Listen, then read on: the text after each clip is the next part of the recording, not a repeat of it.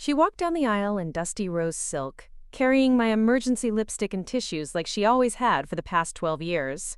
Chloe Patterson, my college roommate, my closest confidant, the woman who'd held my hair back during food poisoning and celebrated every promotion with champagne toasts.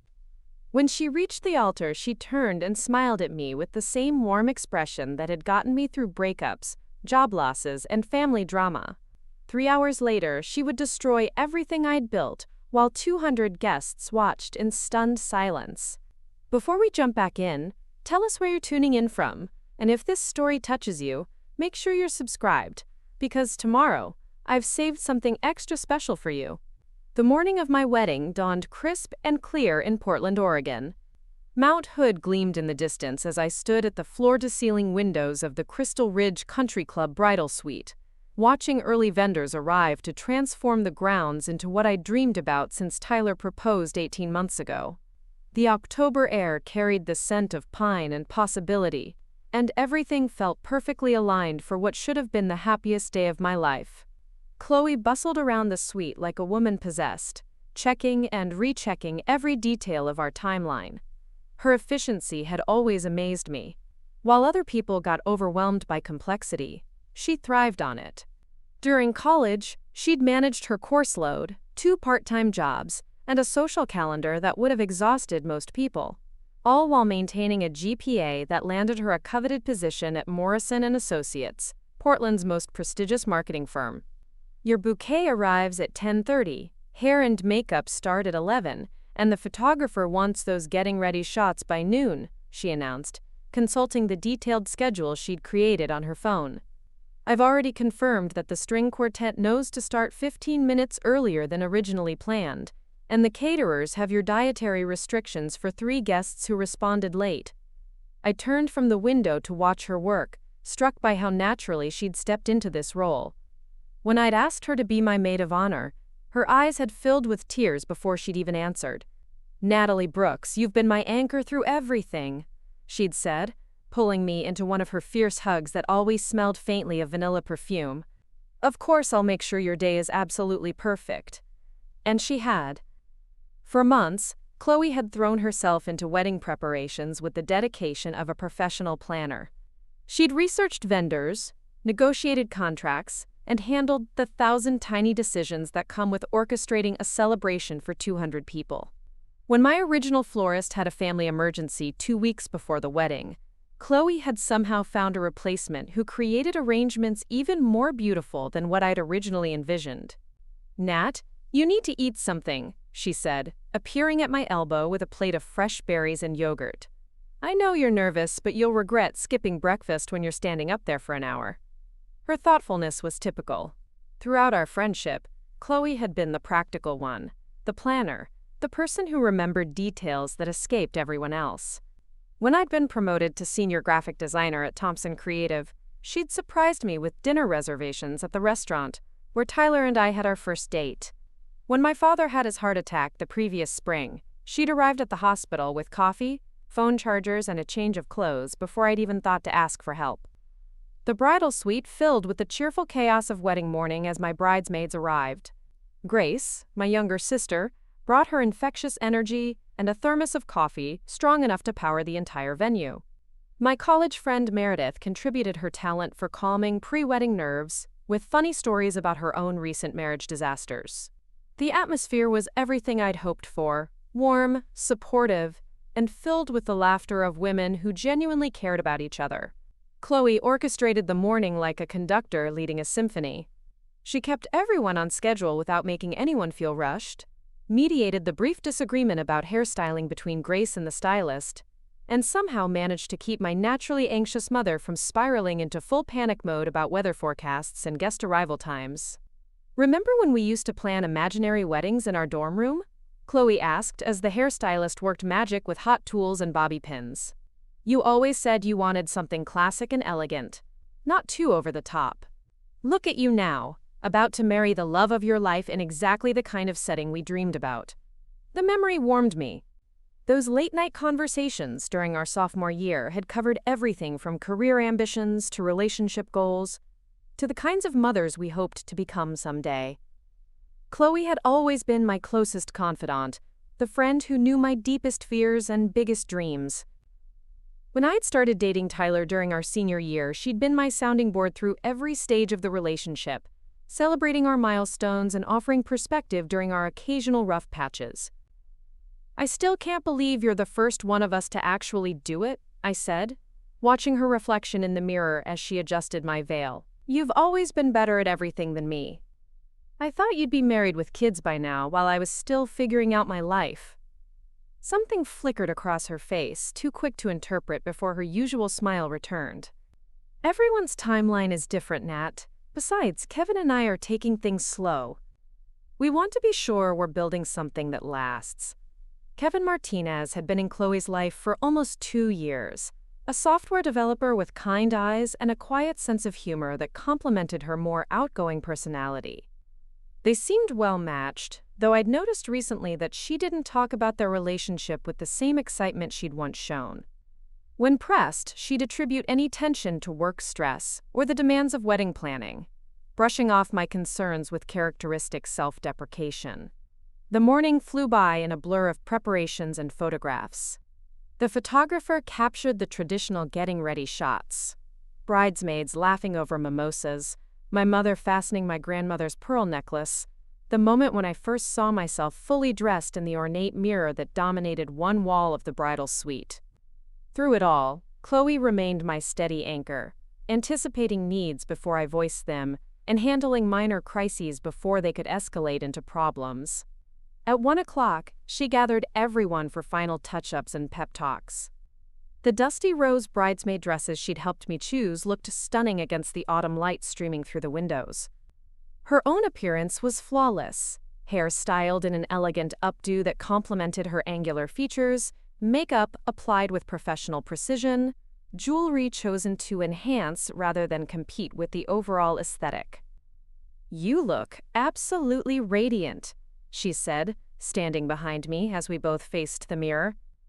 "Tyler's going to lose his mind when he sees you walking down that aisle." The ceremony itself was everything I'd envisioned. The Crystal Ridge Country Club had been transformed into an autumn wonderland, with arrangements of burgundy and gold flowers framing the altar where Tyler waited in his perfectly tailored navy suit. The string quartet played softly as guests took their seats, the melody carrying across the manicured grounds where Mount Hood provided a breathtaking backdrop. My father walked me down the petal-strewn aisle with the measured pace we'd practiced during rehearsal, his steady presence grounding me as 200 faces turned to watch our approach. Tyler's expression when he first saw me was everything I'd hoped for, pure joy mixed with the kind of amazement that made me fall in love with him all over again. The ceremony began with traditional words about love, commitment, and the sacred bond we were creating. Pastor Williams spoke about marriage as a partnership built on trust, honesty, and mutual support, his familiar voice carrying the authority of 30 years conducting weddings in venues across the Pacific Northwest. Everything proceeded flawlessly through the opening prayers and readings. Grace delivered a beautiful passage from Corinthians with the poise that had made her the star of her high school drama department. Tyler's best friend Marcus shared a humorous but heartfelt reflection on friendship and loyalty that had several guests wiping away tears. Then came the moment I'd been anticipating for months, the exchange of personal vows we'd written to replace the traditional promises. Tyler went first, his voice steady despite the emotion I could see him struggling to contain. "Natalie, you've taught me that real love isn't just about the big romantic gestures," he began, his eyes never leaving mine.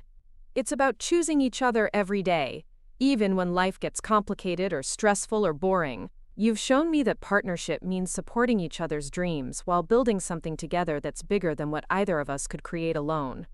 The words were quintessentially Tyler, thoughtful, genuine, and delivered with the quiet intensity that had first attracted me during a group project in our marketing strategy class. Around us, guests listened with the respectful attention reserved for truly meaningful moments. My turn came next. I'd practiced these vows dozens of times, refining every word until they captured exactly what I wanted to say about our journey together and the future we were building. The paper in my hands remained steady as I began to speak, drawing strength from Tyler's encouraging smile and the presence of everyone we loved most, Tyler Brooks. When we met, I was so focused on having everything planned and controlled that I almost missed the most important thing that ever happened to me, I said, my voice carrying clearly across the assembled guests. You taught me that the best parts of life are often the ones we don't see coming, the unexpected moments that change everything in the most beautiful ways. The ceremony continued with the traditional exchange of rings, each circle of platinum representing the unbroken commitment we were making to each other. Tyler's hands were warm and steady as he slipped my wedding band into place next to my engagement ring, the diamonds catching the afternoon light in tiny rainbows of color. Pastor Williams began building toward the final pronouncement that would officially make us husband and wife, his voice taking on the ceremonial cadence that marked the most sacred moment of the entire celebration. The string quartet prepared for the recessional music that would carry us back down the aisle as a married couple. That's when Chloe stepped forward. Later, I would replay this moment endlessly, searching for warning signs I might have missed, clues that could have prepared me for what was about to unfold. But in the actual moment, preparing and narrating this story took us a lot of time, so if you are enjoying it, subscribe to our channel. It means a lot to us. Now back to the story. Her movement seemed natural, even helpful. As my maid of honor, she was positioned closest to the altar, responsible for managing my bouquet and train, ready to assist with any last-minute adjustments to my dress or veil. What she did instead shattered not just my wedding day, but everything I thought I knew about friendship, loyalty, and the people we trust most deeply. Before you say those final words, Chloe announced, her voice cutting through the sacred silence like glass, there's something everyone here needs to know about the man Natalie is about to marry. The rustling of fabric and sharp intake of breath from 200 guests created a sound like wind through autumn leaves. Tyler's face went pale, his expression shifting from joy to confusion to something approaching panic in the space of seconds. Pastor Williams stepped back slightly, clearly unsure how to handle this unprecedented interruption. My mind struggled to process what was happening. This was Chloe, my best friend. The woman who'd spent months ensuring every detail of this day would be perfect. The woman who knew how much this moment meant to me. Who understood better than anyone how long Tyler and I had waited to reach this altar. I've been carrying this secret for 3 months, Chloe continued, her voice gaining strength as she addressed our stunned guests directly rather than Tyler or me. And I can't stand here and watch Natalie make the biggest mistake of her life without telling the truth about who she's really marrying.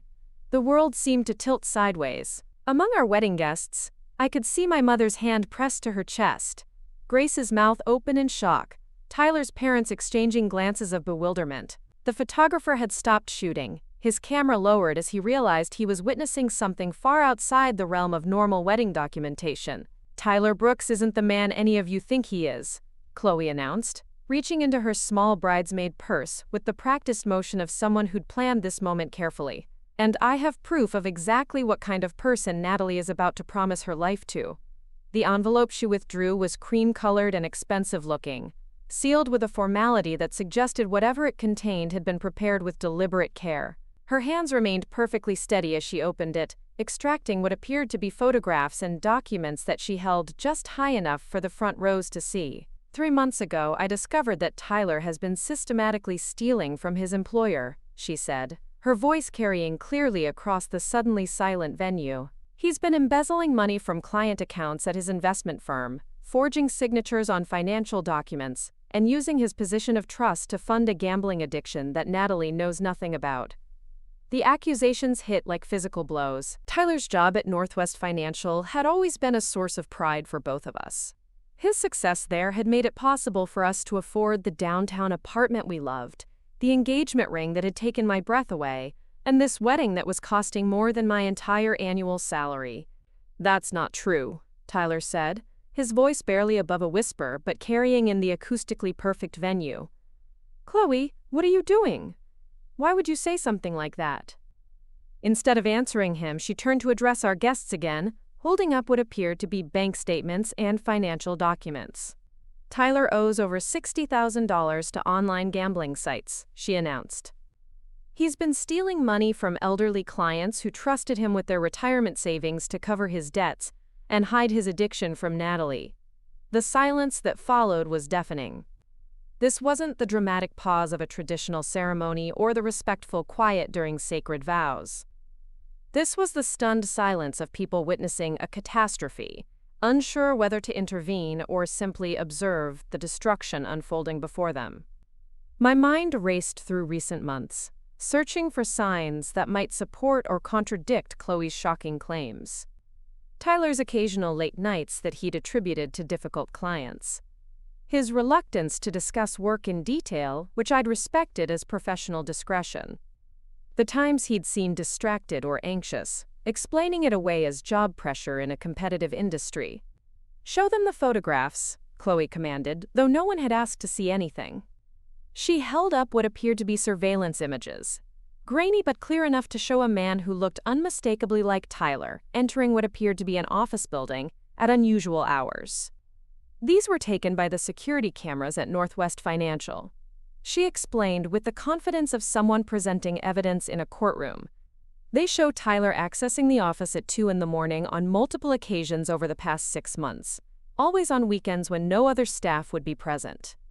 The timestamps correspond exactly with unauthorized transactions from 3 different client accounts. Pastor Williams finally found his voice. "Miss Patterson, perhaps this conversation would be more appropriate in a private setting where—" "No," Chloe interrupted firmly. "Natalie deserves to know the truth, and she deserves to know it before she legally binds herself to a criminal. Everyone here who loves her deserves to understand what kind of man they're celebrating today." The word criminal seemed to echo across the venue.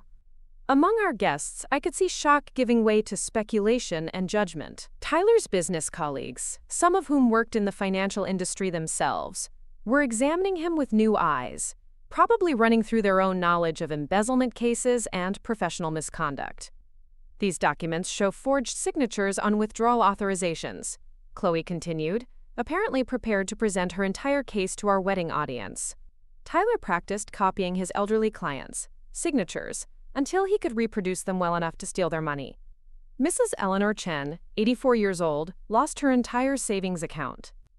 Mr. Robert Washington, a veteran whose wife has dementia, had his investment portfolio liquidated without his knowledge." Each detail she shared felt like another nail in the coffin of everything I'd believed about the man I was supposed to marry. The specificity of her accusations, the confidence with which she presented her evidence, the professional way she'd organized her presentation, it all suggested a level of investigation and preparation that was either incredibly thorough or elaborately fabricated. Tyler stood frozen beside me, his face cycling through expressions of shock, denial, and what might have been recognition. His silence was more damning than any protest could have been. If these accusations were completely false, surely he would be fighting back more vigorously, demanding to see her so-called evidence, threatening legal action for defamation. Instead, he looked like a man watching his carefully constructed world collapse in real time. "Chloe, please," I finally managed to say, my voice sounding foreign even to myself. "If you had concerns about Tyler, why didn't you come to me privately? Why would you do this here, in front of everyone we love?"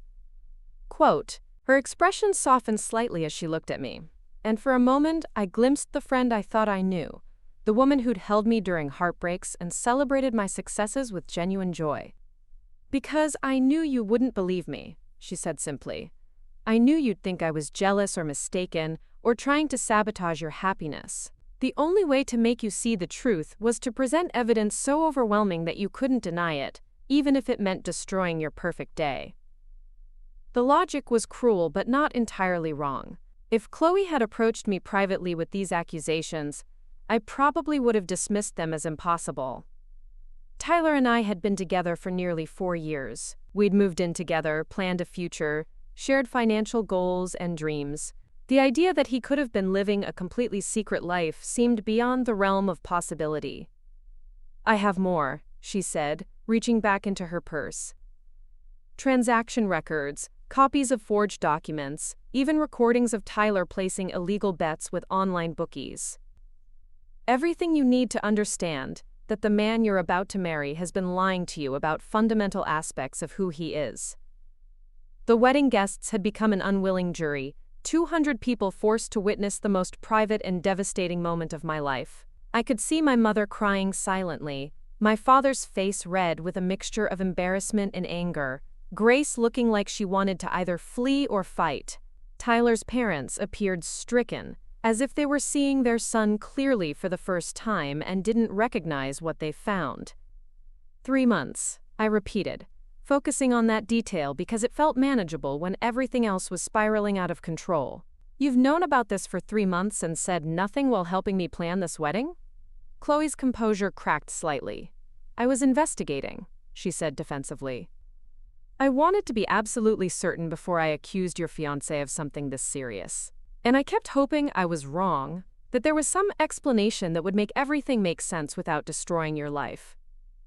But you were willing to destroy it today in front of everyone we know, in the most public and humiliating way possible? I was willing to save you from making a mistake that would have ruined your entire future, she shot back, her voice rising with emotion. Do you think this was easy for me? Do you think I wanted to be the person who shattered your dream wedding? I've watched you plan this day for 18 months, Natalie. I've seen how happy you were, how excited you were to start your marriage. Destroying that was the hardest thing I've ever had to do. The pain in her voice seemed genuine, but it was overshadowed by the magnitude of what she'd done. Even if her accusations were true, and Tyler's continued silence was making that seem increasingly likely, the method of revelation felt like its own betrayal. Around us, the beautiful autumn wedding scene continued, as if nothing had changed. The flowers were still perfect, the string quartet still poised to play our recessional, the reception venue beyond still set with tables of carefully chosen linens and centerpieces. But the celebration that was supposed to happen here was as destroyed as if a tornado had swept through Crystal Ridge Country Club. Tyler, I said, turning to face the man I'd planned to spend my life with. Is any of this true? For a long moment he didn't respond. The silence stretched until it became its own kind of answer, confirming what Chloe's evidence had suggested, and what his lack of denial had implied. When he finally spoke, his voice was barely audible. Natalie, I never meant for any of this to happen. It started small, just borrowing money I planned to pay back immediately. But then I lost more, and I needed more to try to win it back, and everything just spiraled out of control. The confession hit harder than Chloe's accusations had. This was Tyler admitting to the gambling, the stealing, the systematic deception that had apparently been going on throughout our engagement. The man I'd fallen in love with, the person I'd trusted with my heart and my future, had been living a completely different life while planning our wedding. How much? I asked, though I wasn't sure I wanted to know the answer. The gambling debts are around $65,000, he said, his voice gaining slightly more strength as if confession was providing some relief. The money I took from client accounts, it's probably closer to $90,000 total. The numbers were staggering, more than Tyler made in an entire year, more than we'd saved for our future together. Enough to represent genuine financial crimes that could result in prison time. My fiancé wasn't just a man with a gambling problem. He was someone who'd committed felonies to fund his addiction. $90,000, I repeated, the sum feeling abstract and impossible. You stole $90,000 from elderly people who trusted you with their life savings. I was going to pay it back, Tyler said desperately. I had a plan. There were some investments that were going to pay off, and I thought I could cover everything before anyone noticed. Before anyone noticed? Chloe's voice cut through his explanation like a blade. Mrs. Chen noticed when she tried to withdraw money for her medication and discovered her account was empty. Mr. Washington noticed when his monthly statement stopped coming because you'd closed his accounts without permission. She held up additional documents as she spoke, apparently prepared to detail every aspect of Tyler's crimes for our wedding audience. The thoroughness of her investigation was both impressive and disturbing. How had she uncovered financial records and surveillance footage that should have been confidential? How did you find all this out? I asked, the question occurring to me for the first time. Chloe hesitated, the first moment of uncertainty she'd shown since beginning her devastating presentation. I hired a private investigator, she said finally. When I noticed Tyler acting strangely a few months ago, I thought maybe he was planning to surprise you with something special for the wedding. But the more I looked into it, the more suspicious things became. The explanation felt incomplete, but before I could press for details, Pastor Williams stepped forward again. Perhaps we should postpone this ceremony until these allegations can be addressed in a more appropriate setting, he suggested diplomatically. No, I said, surprising myself with the firmness in my voice. If we're going to do this, we're going to finish it now. I'm not going to leave 200 people wondering what happened, or spend weeks in limbo waiting for investigations and explanations. I turned to face our guests, many of whom had been friends and family for decades. They deserved some kind of resolution, some explanation for why they'd witnessed the destruction of what was supposed to be a celebration of love and commitment. I'm sorry you all had to see this, I began, my voice carrying more steadily than I'd expected. This isn't how anyone imagined this day would go. Tyler and I obviously have serious issues to address, and we can't do that while pretending to celebrate a marriage that may not be possible. The words felt surreal coming out of my mouth. 3 hours earlier, I'd been the happiest bride in Portland, surrounded by love and anticipation for the future Tyler and I were building together. Now I was essentially canceling my own wedding, in front of everyone who'd traveled to witness our union. The reception venue is paid for, and the caterers have prepared a beautiful meal, I continued, drawing on reserves of composure I didn't know I possessed.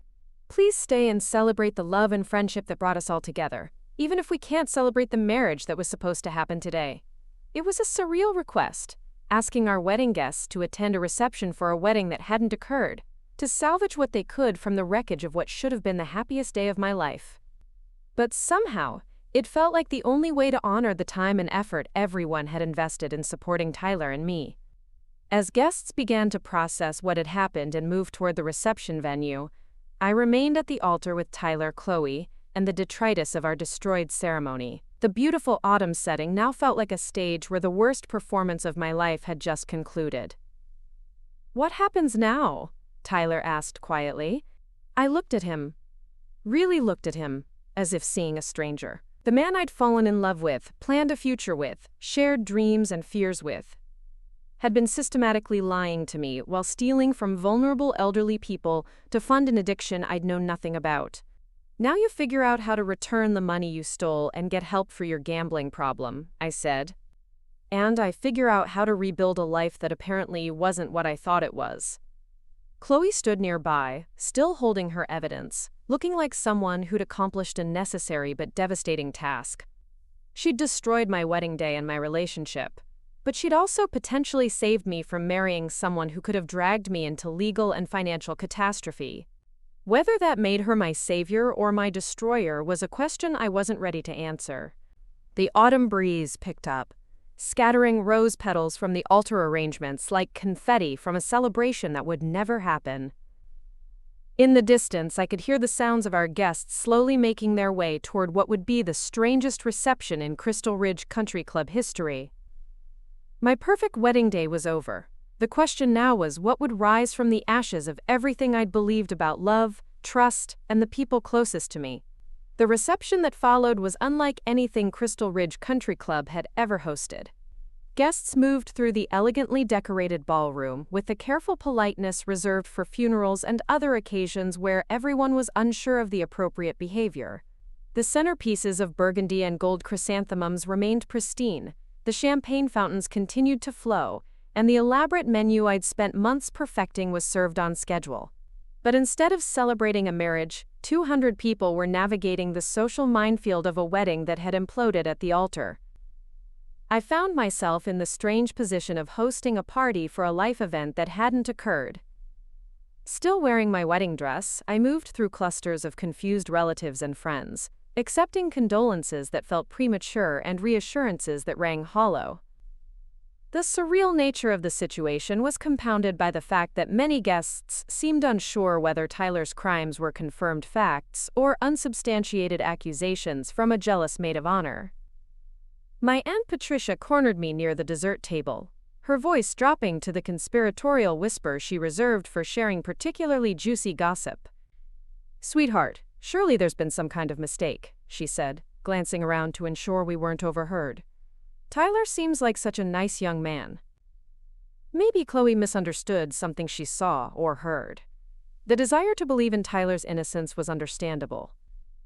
He'd been part of our extended family for 4 years, attending holiday gatherings and birthday celebrations, with the easy charm that had first attracted me. The idea that someone could maintain such a convincing facade while systematically stealing from elderly clients challenged fundamental assumptions about human nature and the reliability of our own judgment. But Tyler's confession at the altar had eliminated any possibility of misunderstanding. He hadn't denied Chloe's accusations or demanded to see her evidence. Instead, he'd admitted to gambling debts of $65,000 and acknowledged stealing nearly $90,000 from client accounts. The specificity of those numbers, delivered with the defeated tone of someone whose secrets had finally been exposed, carried more weight than any evidence Chloe could have presented. Grace appeared at my elbow with a fresh glass of champagne and the determined expression she wore when tackling difficult problems. As a social worker specializing in addiction counseling, she understood the dynamics of gambling disorders better than most of our family members. "How are you holding up?" she asked, studying my face with professional concern. "This has to be incredibly overwhelming, even without having to manage a room full of confused guests." The question forced me to take inventory of my emotional state for the first time since Chloe's devastating revelation. Strangely, I felt more numb than devastated. The initial shock had given way to a peculiar sense of detachment, as if I were observing someone else's life rather than living my own. "I keep waiting for it to hit me," I admitted. "The crying, the anger, the complete breakdown that should probably be happening right now. Instead, I feel like I'm watching a movie about someone else's destroyed wedding." Grace nodded with the understanding that came from years of counseling people through traumatic revelations. "Emotional numbness is a normal response to this kind of shock," she explained. "Your brain is protecting you by creating some distance from the full impact of what's happened. The feelings will come later, when you're ready to process them." Across the ballroom, I could see Tyler sitting alone at what should have been the head table, still wearing his navy suit but looking diminished somehow, as if the weight of his exposed lies had physically shrunk him. Occasionally, one of his friends or colleagues would approach, but the conversations were brief and awkward. The man who'd been the center of celebration just hours earlier had become a pariah at his own wedding reception. Chloe had disappeared entirely after her dramatic revelation, slipping away during the chaos that followed the ceremony's abrupt end. Her absence felt like another betrayal. Having destroyed my wedding day with her accusations, she'd abandoned me to deal with the aftermath alone. The dusty rose bridesmaid dress she'd worn with such pride that morning was nowhere to be seen among the confused wedding guests. My mother materialized beside Grace and me, her face streaked with carefully applied makeup that had survived tears better than expected. "Honey, we need to talk about practical matters," she said with the forced composure she'd perfected during my father's heart attack the previous spring. "The photographer is asking whether you want him to continue documenting the reception, and the band wants to know if they should stick to the planned playlist or adjust for the circumstances." The mundane questions felt both trivial and overwhelming. How did one modify a wedding reception playlist for a ceremony that had ended in public humiliation? What kind of photographs captured the essence of a celebration that had transformed into a wake for a relationship? Tell the photographer to document whatever feels natural, I decided. People are here, they're trying to make the best of an impossible situation, and maybe someday I'll want to remember how our friends and family rallied around us during the worst day of my life. The band proved more adaptable than I'd expected. Instead of the romantic ballads and dance hits I'd carefully selected for our first dance and anniversary celebrations, they shifted to jazz standards and instrumental pieces that provided sophisticated background music without emphasizing themes of love and commitment. The adjustment was subtle but appreciated, one less reminder of everything the day was supposed to represent. Kevin Martinez appeared as I was navigating another awkward conversation with Tyler's business associates, his presence immediately shifting the dynamic of the room. Chloe's boyfriend for nearly 2 years looked haggard and confused, his usually neat appearance disheveled, as if he'd dressed hastily after receiving an urgent phone call. "Natalie, I'm so sorry," he said, his voice carrying genuine distress. "I had no idea Chloe was planning any of this. When she left the house this morning, she seemed nervous about her maid of honor duties, but nothing suggested she was going to do what she did."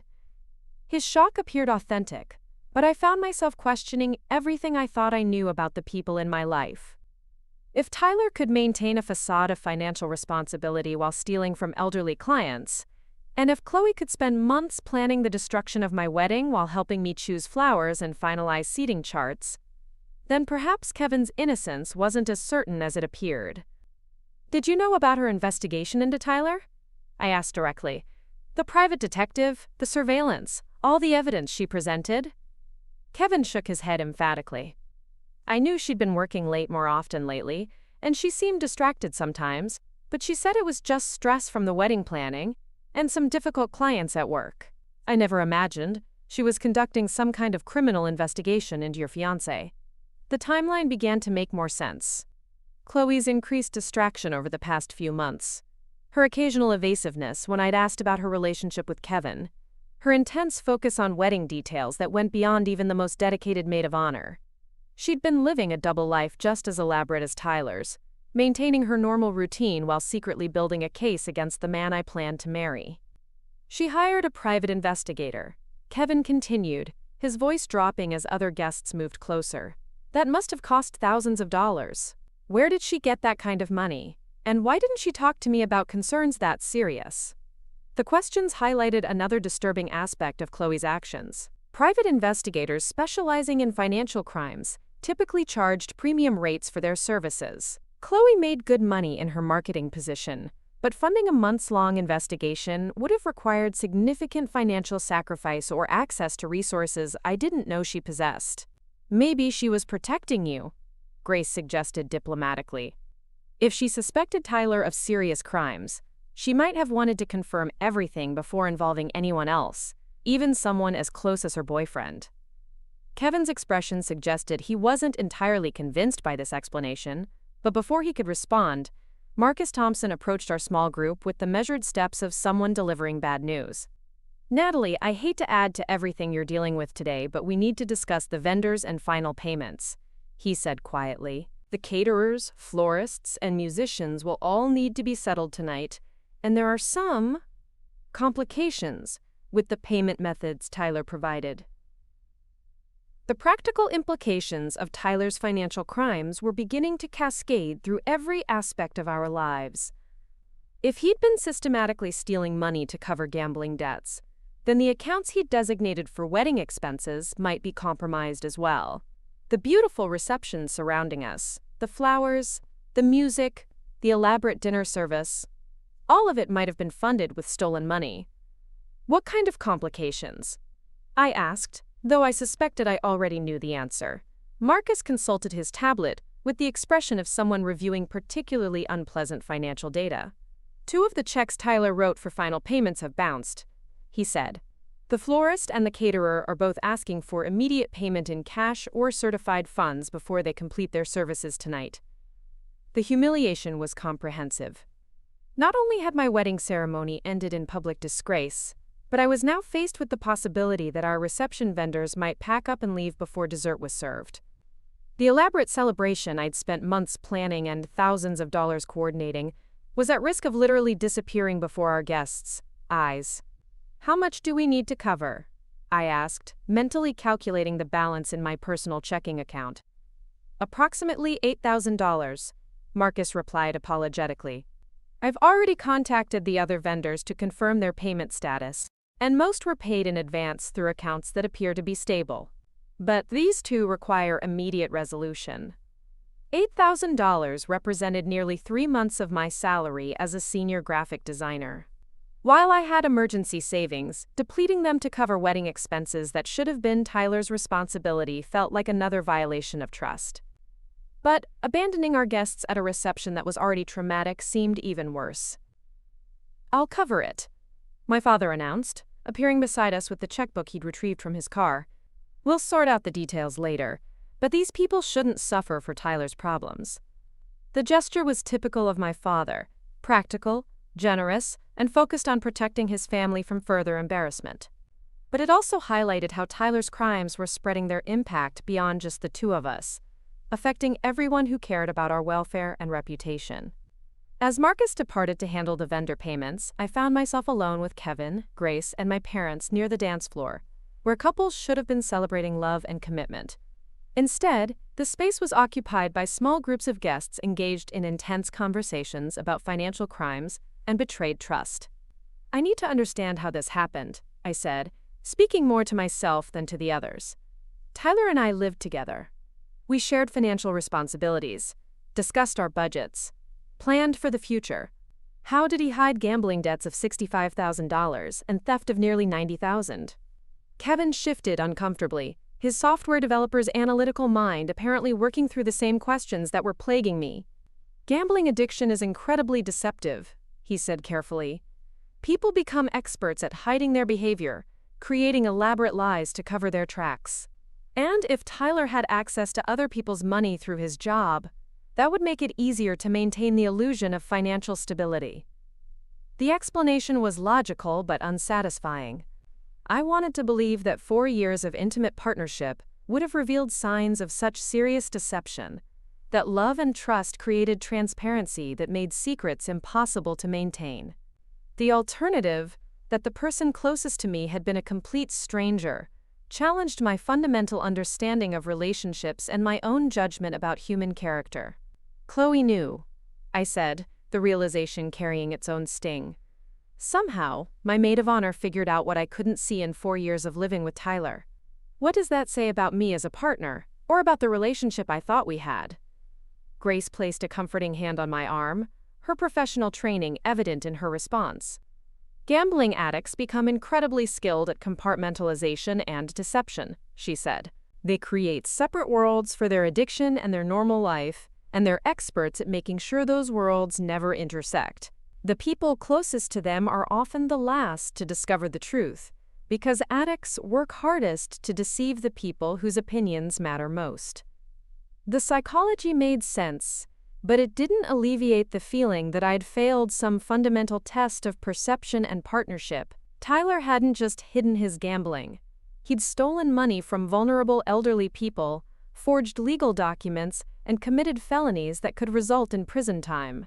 The man I'd planned to marry wasn't just troubled, he was a criminal. Across the ballroom, I noticed Tyler finally engaging in what appeared to be a serious conversation with his best friend Marcus, who'd served as his best man before everything collapsed. The discussion looked intense, with Marcus gesturing emphatically while Tyler nodded with the defeated posture of someone accepting harsh truths. "I should probably talk to him," I said reluctantly. "We have practical matters to resolve, and avoiding each other isn't going to make any of this easier to handle." My parents exchanged concerned glances, clearly uncomfortable with the idea of their daughter approaching a man who'd just been exposed as a criminal. But Grace nodded encouragingly, her professional judgment suggesting that direct communication was preferable to avoidance and speculation. The walk across the ballroom felt like crossing a minefield. Conversations quieted as I passed, guests uncertain whether to offer support, ask questions, or simply pretend they hadn't noticed the bride approaching her publicly disgraced fiancé. The weight of 200 pairs of eyes created pressure that made each step feel deliberate and significant. Tyler looked up as I approached, his face showing relief mixed with apprehension. The confident, successful investment advisor, who'd charmed my family and friends for 4 years, had been replaced by someone who looked younger and more vulnerable, as if the exposure of his crimes had stripped away the carefully constructed persona he'd maintained. "Natalie," he said quietly, Marcus discreetly withdrawing to give us privacy. "I don't even know where to begin apologizing for everything I've put you through today." The apology felt inadequate given the magnitude of his deceptions, but it was the first acknowledgement of responsibility he'd offered since Chloe's dramatic revelation. Up close, I could see the exhaustion in his eyes, the strain of maintaining lies that had apparently been consuming his life for months. "I need to understand how this happened," I said, settling into the chair beside him. "Not just the gambling and the stealing, but how you managed to hide everything from someone you lived with and planned to marry."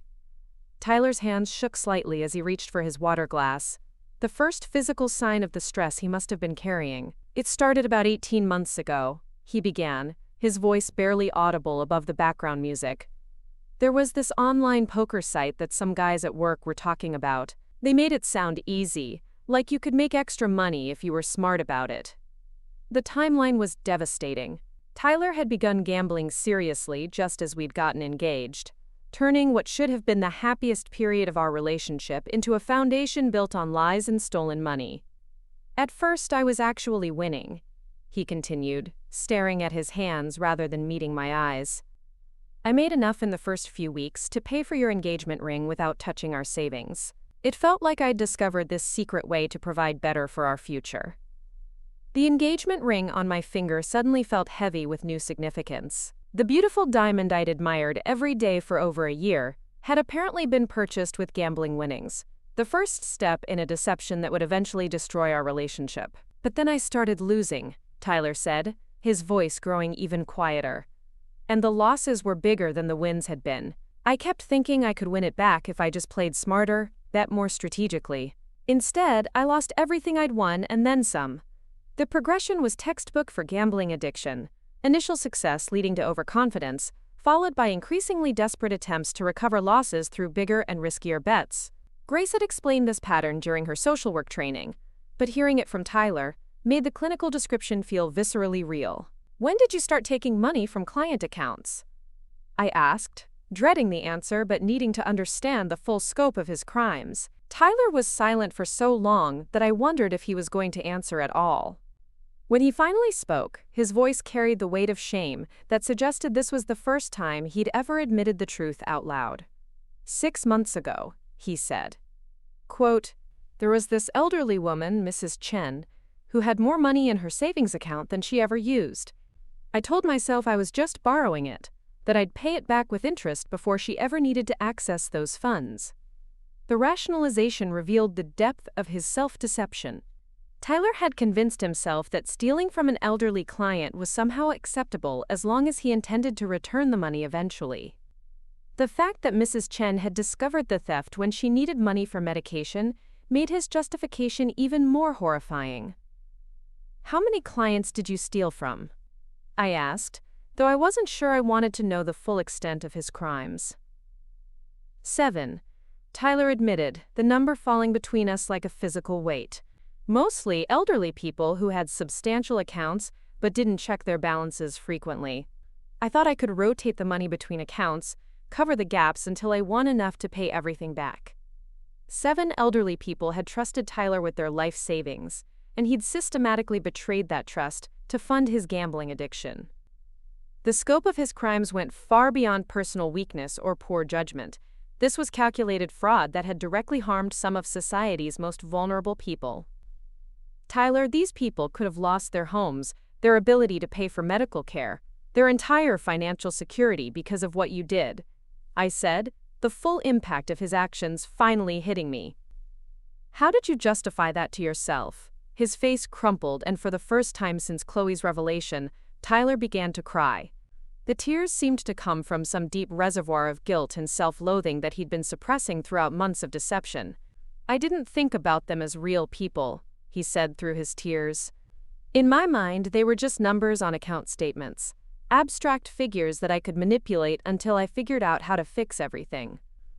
I never let myself think about Mrs. Chen needing money for heart medication, or Mr. Washington depending on his investments for rent money." The dehumanization was perhaps the most disturbing aspect of Tyler's crimes. He'd managed to steal from vulnerable elderly people by convincing himself they weren't fully real, that their financial security was less important than his desperate attempts to cover his gambling losses. Around us, the reception continued its awkward progression. Guests were finishing the main course, making polite conversation while avoiding direct discussion of the drama they'd witnessed. The musicians had transitioned to gentle instrumental pieces that provided background ambiance without drawing attention to themselves. "What happens now?" I asked, echoing Tyler's earlier question but with different implications. "Are you planning to turn yourself in to the authorities? Try to make restitution to the people you stole from?" Tyler wiped his eyes with the cloth napkin from his place setting, leaving streaks of moisture on the crisp white fabric. I don't know, he admitted. I've been living day to day, trying to keep all the lies straight and find ways to cover the missing money. I never developed a plan for what would happen when everything collapsed. The lack of any coherent strategy for addressing his crimes suggested that Tyler had been operating in complete denial about the inevitable consequences of his actions. He'd apparently believed he could continue stealing and gambling indefinitely, or that some miraculous win would solve all his problems before anyone discovered the truth. "You need a lawyer," I said, drawing on the practical problem-solving skills that had served me well in my career.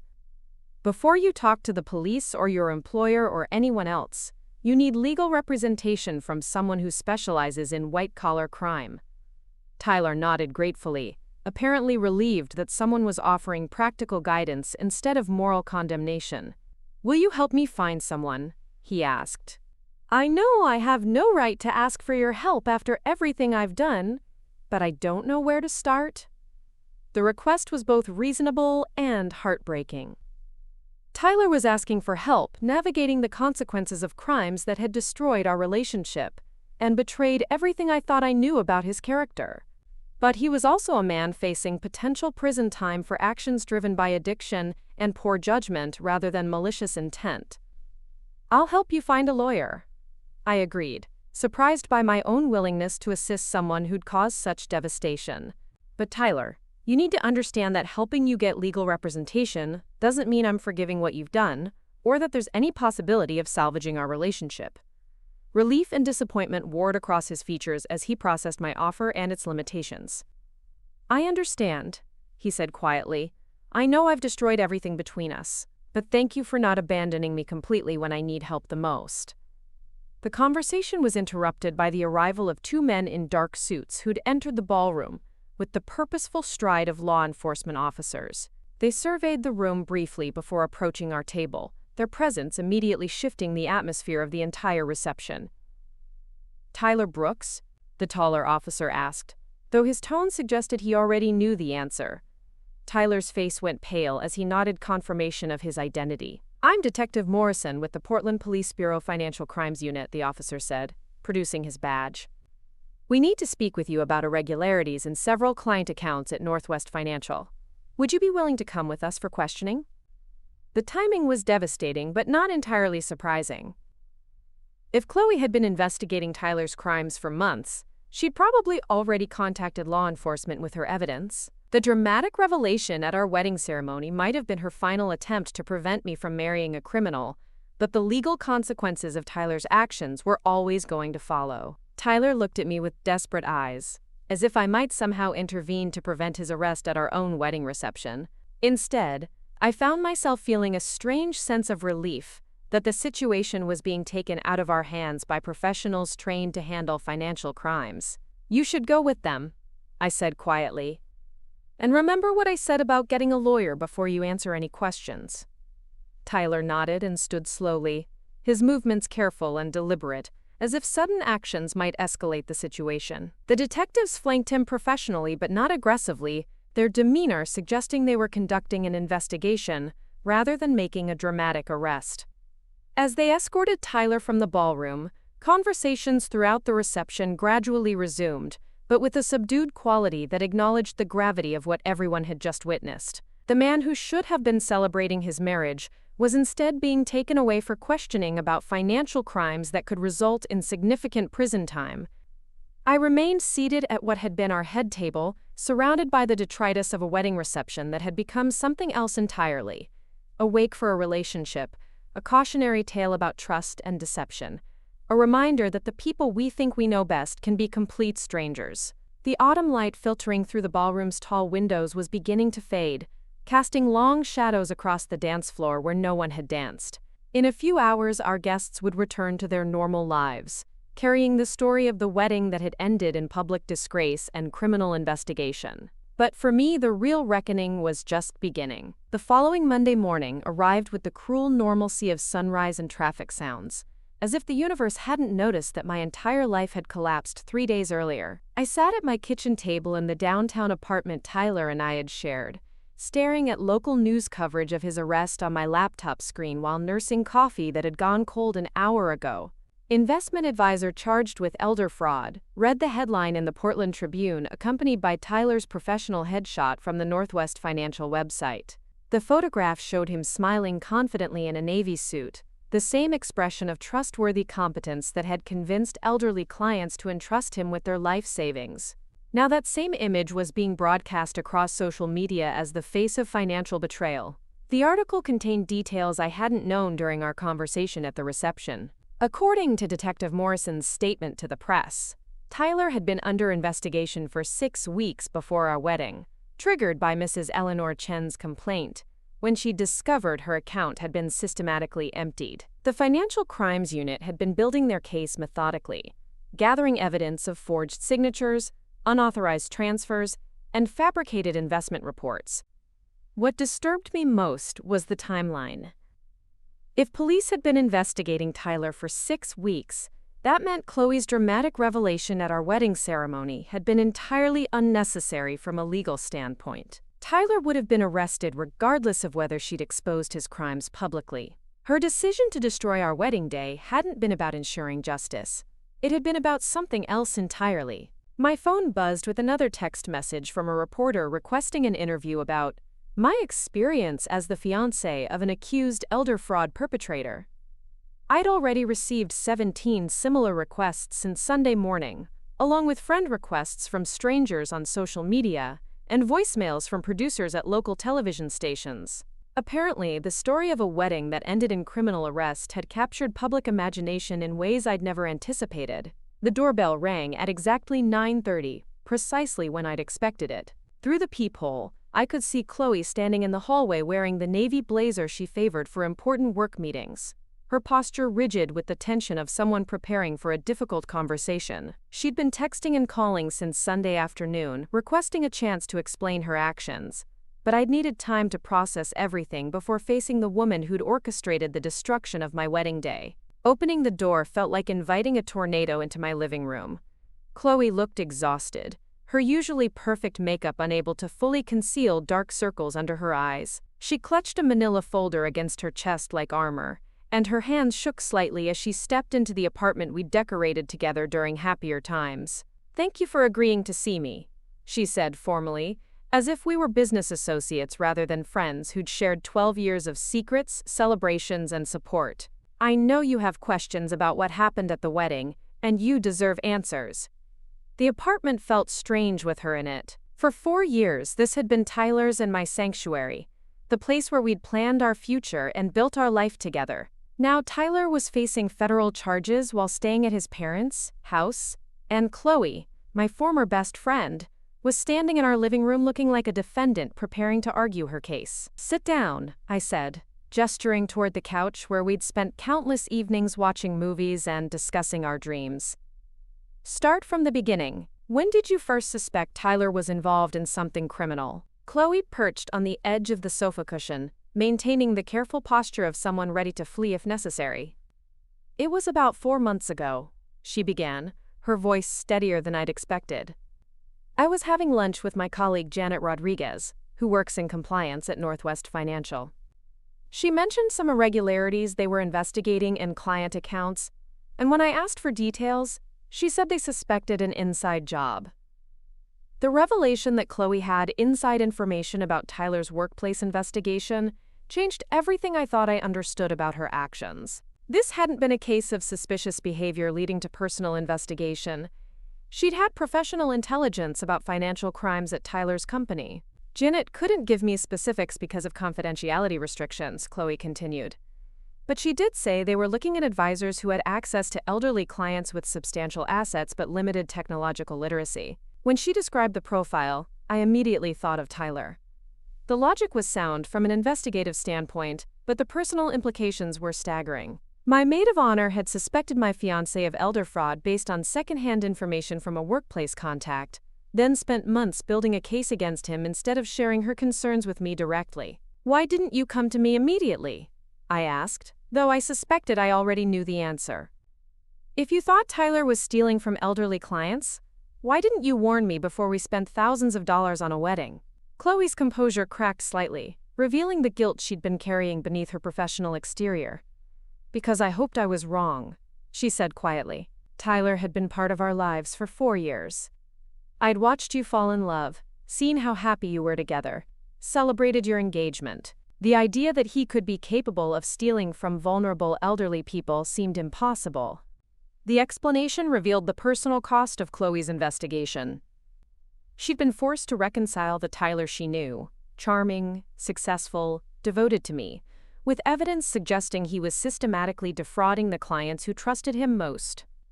The cognitive dissonance must have been overwhelming. But you hired a private investigator anyway, I said, remembering her revelation at the wedding ceremony. That suggests you took the suspicions seriously enough to spend significant money confirming them. Chloe nodded, opening the manila folder she'd been clutching. Hamilton Investigations specializes in financial crimes, she said, withdrawing a contract marked with official letterhead. I hired them 6 weeks after my conversation with Janet. Once I'd noticed some behavioral changes in Tyler that seemed consistent with someone under serious stress. She handed me the investigation contract, and I was struck by the thoroughness of her planning.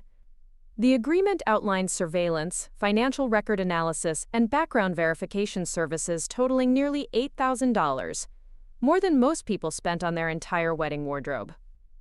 $8,000, Chloe, I said, studying the contract details. You spent $8,000 investigating my fiancé instead of talking to me about your concerns. How did you justify that to yourself? The question hung between us like an accusation. Chloe had apparently been willing to make a significant financial sacrifice to prove Tyler's guilt, but she hadn't been willing to have an honest conversation with her supposed best friend about suspicions that could have saved me from marrying a criminal. I couldn't risk being wrong, she said, her voice gaining strength as she moved into what sounded like a prepared explanation. If I'd accused Tyler of elder fraud based on workplace gossip and suspicious behavior, and it turned out he was innocent, I would have destroyed your relationship and our friendship for nothing. I needed irrefutable proof before I said anything. The logic was cold but understandable. False accusations of criminal behavior could have devastating consequences for Tyler's career and our relationship, even if later proven wrong. But Chloe's solution, conducting a secret investigation while helping plan our wedding, felt like its own kind of betrayal. Show me what you found, I said, gesturing toward the folder that presumably contained the evidence she'd presented so dramatically at our ceremony. Chloe withdrew a thick stack of documents organized with the precision of a legal brief. Bank statements, transaction records, surveillance photographs, and what appeared to be copies of forged client signatures were arranged in chronological order with explanatory notes attached. The thoroughness of her investigation was both impressive and deeply disturbing. The first concrete evidence came from surveillance outside Tyler's office building, she explained, pointing to time-stamped photographs showing Tyler entering Northwest Financial at unusual hours. The private investigator documented 17 instances over 6 weeks, when Tyler accessed the building during weekends and late evenings, always alone. The photographs were damning in their clarity. Tyler, unmistakably identifiable, using his keycard to enter the office building at times when legitimate business activities would be highly unusual. The timestamps correlated with the unauthorized transactions Chloe had somehow obtained records of. How did you get copies of client transaction records? I asked, recognizing that such information should have been confidential. These documents contain personal financial information that private investigators shouldn't have access to. Chloe hesitated, the first sign that her investigation might have involved questionable methods. Hamilton Investigations has sources within the financial industry, she said carefully. They were able to verify that substantial withdrawals from elderly client accounts coincided with Tyler's after-hours building access. The evasive answer suggested Chloe's evidence might have been obtained through methods that weren't entirely legal. While the information clearly demonstrated Tyler's guilt, the way it had been acquired could potentially compromise any criminal prosecution based on her investigation. Chloe, did you and this private investigator break any laws obtaining this evidence? I asked directly. Because if you did, Tyler's defense attorney is going to use that to challenge the entire case against him. Her silence was answer enough. The investigation that had exposed Tyler's crimes had apparently involved its own legal violations, creating a complex moral situation where criminal behavior had been revealed through potentially criminal methods. "We needed to protect those elderly victims," she said finally, her voice defensive. Mrs. Chen had already lost her entire savings account. Mr. Washington was facing eviction because Tyler had liquidated his investment portfolio without permission. How many more people were going to suffer while we waited for official investigations to run their course? The justification revealed the extent to which Chloe had taken justice into her own hands. Rather than reporting her suspicions to appropriate authorities and allowing professional investigators to build their case, she'd conducted her own investigation using methods that might ultimately help Tyler's defense. "You realize that by conducting unauthorized surveillance and obtaining confidential financial records, you might have actually helped Tyler?" I said, the irony becoming clear as I spoke. His defense attorney is going to argue that evidence obtained through illegal means should be excluded from any criminal trial. Chloe's face went pale as she processed the implications of what I was saying. Her months of investigation, the $8,000 she'd spent, the destruction of my wedding day, all of it might have been counterproductive if her evidence couldn't be used in court due to how it was obtained. "But the police arrested him anyway," she said weakly. "Detective Morrison said they had sufficient evidence to file charges. The police had their own investigation that was completely separate from yours," I explained, drawing on the news coverage I'd been reading all morning. "Mrs. Chen filed a complaint 6 weeks ago that triggered an official investigation. Tyler would have been arrested whether you exposed him at our wedding or not. The truth settled between us like a physical weight. Chloe's dramatic revelation, the destruction of our wedding ceremony, the public humiliation that had been broadcast across social media, none of it had been necessary to ensure Tyler faced justice for his crimes." "Then why did you do it?" I asked, the question I'd been avoiding since Saturday afternoon. "If you knew the police were already investigating Tyler, why did you choose to destroy our wedding day instead of letting justice take its natural course?" Chloe stood abruptly and walked to the window overlooking the street where Tyler and I had taken countless walks during our 4 years together. Her reflection in the glass looked haggard, aged by the stress of carrying secrets that had ultimately served no constructive purpose. "Because I couldn't watch you marry him," she said quietly, her back still turned. "I couldn't stand there in my dusty rose dress holding your bouquet, smiling for photographs, pretending to celebrate a marriage that I knew was built on lies and stolen money." The admission revealed the personal nature of her decision. This hadn't been about protecting elderly victims or ensuring justice prevailed. It had been about Chloe's inability to maintain her role as supportive maid of honor while knowing what she knew about Tyler's crimes. "So you decided the solution was to humiliate me in front of 200 people instead of having an honest conversation about your concerns?" I asked, turning to face her. "You thought public destruction was preferable to private honesty?" She finally turned from the window, her expression showing the guilt she'd been suppressing since Saturday. "I was afraid you wouldn't believe me," she said. "Tyler was so convincing, so charming, so apparently successful. If I'd come to you privately with accusations of criminal behavior, you would have thought I was jealous or delusional." "You didn't give me the chance to prove you wrong about that," I pointed out. "You assumed I would choose Tyler over truth, then use that assumption to justify destroying the most important day of my life." The conversation was interrupted by my phone ringing with a call from an unknown number. I'd been ignoring most calls since Sunday, but this one displayed a local area code that suggested it might be related to the ongoing legal situation. "Natalie Brooks?" The voice was professional, female, with the confidence of someone accustomed to dealing with crisis situations. "Yes, this is Natalie. This is attorney Sarah Mitchell from Cascade Legal Group. I represent Mr. Tyler Brooks in connection with the financial crimes charges filed against him. He's provided your contact information and requested that I reach out regarding some matters that may affect you as well." The call I'd been dreading had finally arrived. Tyler's legal problems were apparently complex enough to require expert representation, and those complications were likely to involve me as his former fiancé and domestic partner. "What kind of matters?" I asked, though I suspected the answer would be unwelcome. "Without going into details over the phone, there are questions about joint financial accounts," shared assets, and your potential knowledge of Mr. Brooks, activities that we need to address," Attorney Mitchell explained. "Would you be available to meet with me this week to discuss your situation?" The implications were staggering. Not only had Tyler's crimes destroyed our relationship and wedding, but I was apparently facing potential legal exposure as someone who'd shared financial accounts and living space with an accused criminal. The nightmare that had begun at the altar was continuing to expand into every aspect of my life. "I haven't been charged with anything, have I?"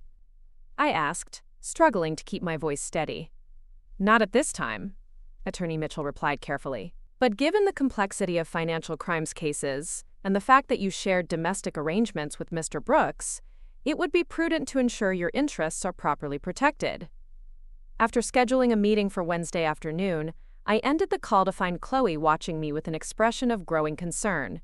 She'd obviously heard enough of the conversation to understand that Tyler's legal problems were expanding beyond what anyone had anticipated. "Natalie, what was that about?"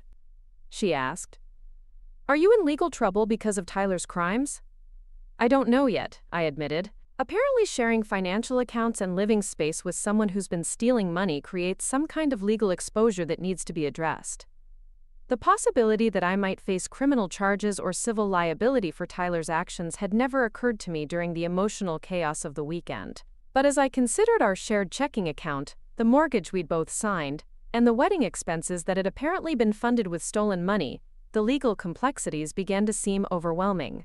"This is exactly why I had to stop the wedding," Chloe said, apparently seeing vindication in my legal predicament. "If you'd married Tyler before his crimes were exposed, you would have been legally connected to all of his criminal activities. I protected you from that by revealing the truth before you became his wife." The argument had some merit, but it also revealed how thoroughly Chloe had taken control of my life without my consent. She'd made unilateral decisions about my future based on information she'd obtained through potentially illegal investigation, then justified those decisions by claiming to act in my best interests. "You also destroyed my wedding day, humiliated me in front of everyone I care about, and apparently conducted an investigation using illegal methods that might help Tyler's defense," I countered. "Even if your intentions were good, your methods were destructive and possibly counterproductive." Chloe returned to the couch, her professional composure finally cracking completely. For the first time since entering my apartment, she looked like the friend I'd known for 12 years, rather than the stranger who'd orchestrated my public humiliation. "I know I handled everything wrong," she said, tears beginning to form in her eyes. "I was so focused on preventing you from making what I saw as a terrible mistake that I didn't consider how much damage I would cause by exposing Tyler the way I did." "You were focused on controlling a situation that wasn't yours to control," I corrected. "You decided you knew what was best for my life, then took actions that ensured I couldn't make my own informed choices about my relationship and my future." The tears that had been threatening finally spilled over, and Chloe began crying with the kind of grief that suggested she was only now fully understanding the consequences of her actions. Her investigation and dramatic revelation had destroyed not just my wedding day but our friendship, and possibly my legal security as well. "I'm sorry," she whispered through her tears. "I'm so sorry for everything. I thought I was protecting you, but I can see now that I was really protecting myself from having to watch you marry someone I knew was a criminal." The apology was both too late and insufficient, given the magnitude of what had occurred. But it was also the first genuine acknowledgement that her actions had been driven more by her own discomfort than by my welfare. "Chloe, I need you to leave," I said, standing and moving toward the door. "I have a lot of legal and financial issues to sort out, and I need space to figure out how to rebuild my life after everything that's happened." She nodded and gathered her investigation materials, the evidence that had cost $8,000, and destroyed everything I'd thought I knew about friendship and trust. At the door, she paused and looked back with the expression of someone who understood they were losing something irreplaceable. "For what it's worth," she said quietly, "Tyler really was stealing from elderly people, and marrying him would have been a mistake that could have ruined your entire future." "You're probably right about that," I acknowledged, "but that doesn't justify the way you handled the situation, and it doesn't rebuild the trust you destroyed by conducting secret investigations instead of talking to me honestly." After she left, I sat alone in the apartment that had once felt like home but now felt like a crime scene. The photographs on the mantel showing Tyler and me at various celebrations looked like evidence of elaborate deception. The furniture we'd chosen together felt tainted by the knowledge that it had been purchased with stolen money. My phone buzzed with a text message from Grace asking how I was holding up. The simple question from my sister felt overwhelming because I honestly didn't know how to answer it. 3 days earlier, I'd been a happy bride about to start married life. Now I was potentially facing legal exposure for crimes I knew nothing about, while processing the betrayal of both my fiancé and my best friend. The task of rebuilding my life felt insurmountable. I needed to disentangle my finances from Tyler's accounts, determine whether I had any legal liability for his crimes, find a way to process the emotional trauma of public humiliation, and somehow move forward without the two people who had been most important to me. But as I sat in the afternoon sunlight streaming through windows Tyler would never look through again, I realized that despite everything, I was grateful the truth had been revealed before I'd legally bound myself to a criminal. Chloe's methods had been destructive and her motivations questionable, but her core assessment had been correct. Marrying Tyler would have been a catastrophic mistake. The challenge now was learning to trust my own judgment again after discovering how completely I'd misunderstood the two people closest to me. The conference room at Cascade Legal Group felt like a sterile interrogation chamber, all glass and chrome designed to intimidate rather than comfort. Attorney Sarah Mitchell sat across from me at a polished mahogany table, surrounded by manila folders thick enough to suggest my legal situation was far more complex than I'd anticipated. Her sharp gray suit and calculating expression reminded me uncomfortably of the prosecutors I'd seen on television dramas, even though she was supposedly working to protect my interests. "Before we discuss your specific circumstances, Ms. Brooks," she began, opening the thickest folder and spreading documents across the table between us, "I need to explain the scope of the charges against Mr. Brooks and how they might potentially implicate you." The word implicate sent ice through my veins. 3 weeks had passed since my destroyed wedding day, and I'd begun to hope that my legal exposure might be minimal, despite sharing financial accounts and living space with Tyler. Attorney Mitchell's tone suggested my optimism had been premature. Tyler faces 7 counts of elder fraud, 4 counts of identity theft, 2 counts of money laundering, and 1 count of conspiracy to commit wire fraud. She continued, reading from what appeared to be an official indictment. The total amount allegedly stolen exceeds $120,000, which elevates several charges to felony level with potential sentences of up to 15 years in federal prison. The numbers were staggering and significantly higher than what Tyler had admitted to during our conversation at the reception. Either he'd minimized the extent of his crimes during our confrontation, or investigators had uncovered additional theft beyond what he'd initially confessed to. However, the prosecution's case becomes more complicated when they examine the financial entanglement between Mr. Brooks and yourself, Attorney Mitchell said, withdrawing a stack of bank statements that I recognized as records from the joint checking account Tyler and I had maintained for household expenses. Quote, "These records show substantial deposits from accounts that were later determined to contain stolen funds." My hands shook as I examined the highlighted transactions. Deposits ranging from $3,000 to $8,000 had been made to our joint account on dates that corresponded with Tyler's unauthorized withdrawals from client accounts. Money that had paid for our rent, groceries, and wedding expenses had apparently been stolen from elderly victims who trusted Tyler with their financial security. "I had no idea where that money came from," I said, my voice sounding defensive even to my own ears. "Tyler told me he'd received performance bonuses or had successful investment returns." I never questioned the source because I trusted him completely. Attorney Mitchell nodded with the practiced sympathy of someone who'd heard similar protests from countless clients.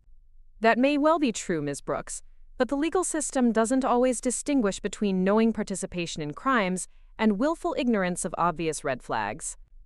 The prosecution could argue that the frequency and amounts of these deposits should have raised suspicions. The suggestion that I should have recognized signs of criminal activity felt both unfair and terrifying. Tyler had been a successful investment advisor with legitimate reasons for receiving bonuses and commissions.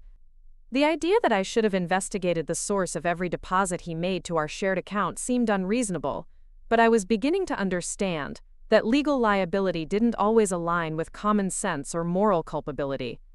What exactly are they suggesting I'm guilty of? I asked, dreading the answer but needing to understand the full scope of my legal jeopardy. The most serious potential charge would be conspiracy to commit money laundering, Attorney Mitchell replied, consulting another document from her extensive files. The prosecution could argue that by accepting and spending money you knew or should have known was proceeds from criminal activity, you participated in a scheme to conceal the illegal source of those funds. Money laundering. The phrase felt surreal when applied to my mundane financial activities, like paying rent and buying groceries. But as I considered the legal definition, using financial transactions to disguise the source of illegally obtained money, I could see how a prosecutor might construct a case against me. The wedding expenses present a particularly complex issue. She continued, withdrawing receipts and contracts I recognized from months of planning the celebration that had ended in disaster. Nearly $30,000 in wedding-related expenses were paid from accounts that contained stolen funds. The prosecution could argue that this represents a significant money laundering operation disguised as legitimate wedding planning. The irony was devastating. The wedding that was supposed to represent the happiest day of my life was now being characterized as evidence of my potential participation in criminal activity. The flowers, catering, music, and venue that had cost months of savings and planning were being reframed as instruments of financial crime, but I genuinely didn't know the money was stolen. I protested, though I was beginning to understand that my ignorance might not provide the legal protection I'd assumed it would. The challenge lies in proving your lack of knowledge, Attorney Mitchell explained. The prosecution has access to your text messages, emails, phone records, and financial transactions for the entire period of Mr. Brooks' alleged criminal activity. They'll be looking for any evidence that suggests you knew or suspected something was wrong with your shared finances. The prospect of prosecutors examining 2 years of private communications felt like another violation of privacy and trust. Every casual conversation Tyler and I had shared about money, every joke about his lucky streaks at work, every discussion about our financial goals would be scrutinized for evidence of criminal knowledge. They'll also interview everyone who knew both of you during this period, she added.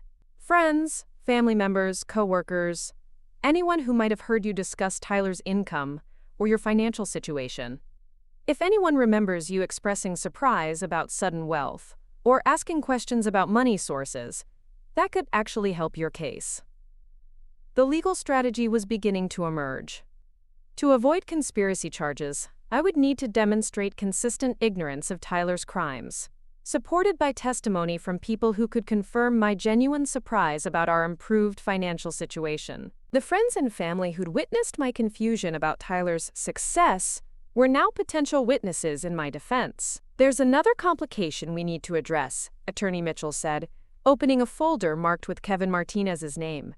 The prosecution is also investigating Mr. Martinez in connection with the private investigation that exposed Mr. Brooks' crimes. The revelation that Kevin was under legal scrutiny added another layer of complexity to an already bewildering situation.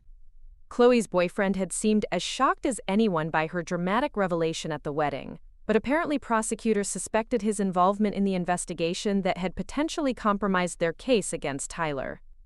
What could Kevin possibly be charged with? I asked. He didn't know about Chloe's investigation until after she exposed Tyler at the wedding. That's his claim, Attorney Mitchell replied carefully. But the prosecution has evidence suggesting Mr. Martinez may have provided technical assistance for the surveillance and financial record acquisition that formed the basis of Ms. Patterson's investigation. The implications were staggering. If Kevin had helped Chloe obtain evidence through illegal means, then he could face criminal charges for conducting unauthorized surveillance and accessing confidential financial records.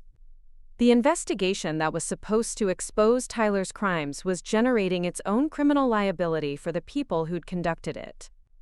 The irony is that Ms. Patterson and Mr. Martinez's illegal investigation methods may actually help Mr. Brooks' defense. She continued. Evidence obtained through illegal surveillance and unauthorized access to confidential records could be ruled inadmissible in court, potentially undermining the prosecution's entire case. I thought about Chloe's $8,000 investigation, her months of surveillance, and her dramatic revelation that had destroyed my wedding day.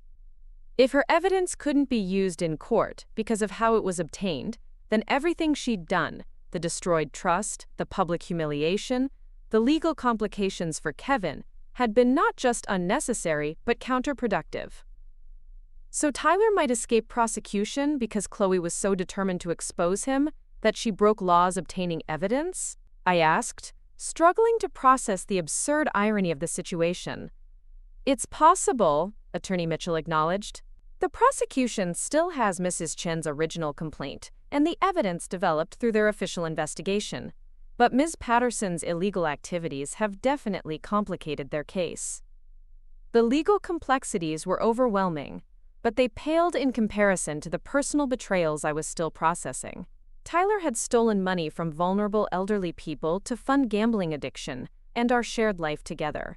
Chloe had conducted illegal surveillance to expose crimes that were already under police investigation. Kevin had apparently provided technical assistance for activities that could result in his own criminal prosecution. Every person I'd trusted most had made choices that demonstrated fundamental dishonesty about who they really were and what they were willing to do to achieve their goals. The man I'd planned to marry was a criminal. My best friend was someone who'd rather destroy my wedding than have an honest conversation. Her boyfriend was potentially complicit in illegal surveillance activities. What do you recommend I do? I asked, feeling overwhelmed by legal complexities I'd never imagined facing. First, we need to completely separate your finances from any accounts that might contain proceeds from Mr. Brooks' alleged crimes, she said, making notes on a legal pad. That means closing joint accounts, transferring funds to accounts solely in your name, and ensuring you have no ongoing financial connection to money that could be traced to criminal activity. The practical steps felt manageable compared to the emotional work of disentangling 4 years of shared life with someone who'd been systematically lying about fundamental aspects of his character. But they also represented another form of loss, the financial security and shared goals that had been central to our relationship. Second, we need to prepare for extensive questioning by federal investigators, she continued. They'll want detailed information about your knowledge of Mr. Brooks, work activities, your understanding of your shared finances, and any conversations you had about money during the period of alleged criminal activity. The prospect of being interrogated by federal agents felt surreal and terrifying. I'd never imagined that falling in love with the wrong person could result in criminal investigation, but apparently sharing your life with someone meant sharing their legal liability as well. Finally, we need to consider whether you should cooperate with the prosecution's case against Mr. Brooks, she said, watching my reaction carefully. Your testimony about his behavior, your genuine ignorance of his crimes, and your shock at discovering his activities could be valuable to prosecutors building their case. The suggestion that I testify against Tyler felt like the final betrayal in a series of destroyed relationships. Despite everything he'd done, the idea of actively participating in his prosecution seemed like crossing a line from victim to adversary. Wouldn't testifying against Tyler make me look vindictive? I asked, like a scorned woman seeking revenge, rather than someone genuinely concerned about justice for the elderly victims? That's a risk, Attorney Mitchell acknowledged. But your cooperation could also demonstrate that you were an innocent victim of Mr. Brooks' deception rather than a willing participant in his crimes. Prosecutors are more likely to view you sympathetically if you're helping them build their case rather than protecting someone who betrayed your trust.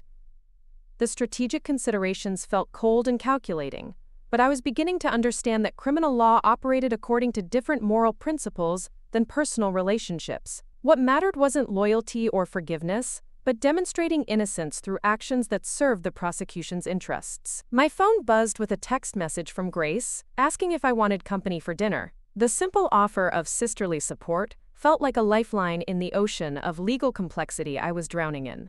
For the first time in weeks, I was eager to be around someone whose motivations I understood, and whose character I didn't have to question. I need some time to process everything you've told me, I said, gathering the copies of documents Attorney Mitchell had provided. When do I need to make decisions about cooperation and testimony? The prosecution will probably want to interview you within the next 2 weeks, she replied, closing her folders with the efficiency of someone managing multiple complex cases. I'd recommend we meet again early next week to prepare for that interview and finalize your cooperation strategy. As I left the law office and walked through downtown Portland toward the parking garage, I felt overwhelmed by the distance between the life I'd been living 3 weeks earlier and the reality I was now navigating. The streets looked the same, the familiar coffee shops and restaurants were still operating normally, but I felt like an alien observing a world I no longer belonged to. The apartment Tyler and I had shared was being shown to potential tenants that afternoon. I'd decided to break the lease and find somewhere new to live, partly for practical reasons. I couldn't afford the rent alone, but mostly because every room held memories of our relationship that now felt contaminated by knowledge of his crimes. The beautiful downtown view we'd fallen in love with was now a reminder of how we'd been able to afford such an expensive place. Grace was waiting in my temporary parking space when I arrived home, sitting in her Honda Civic with takeout bags from the Thai restaurant where Tyler and I had celebrated our engagement. Even my sister's thoughtful gesture carried painful reminders of the life I'd been building with someone who'd turned out to be a complete stranger. "How bad is it?" she asked as we rode the elevator to my floor, her social worker instincts immediately recognizing my stress level.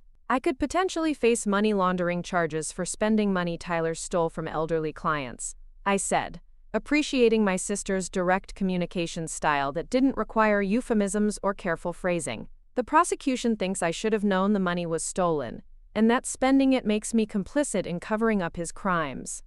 Grace's expression shifted from concern to professional analysis as she processed the legal implications of my situation. Her work with clients facing criminal charges had given her practical understanding of how the justice system operated, particularly regarding cases where guilt and innocence weren't clearly defined.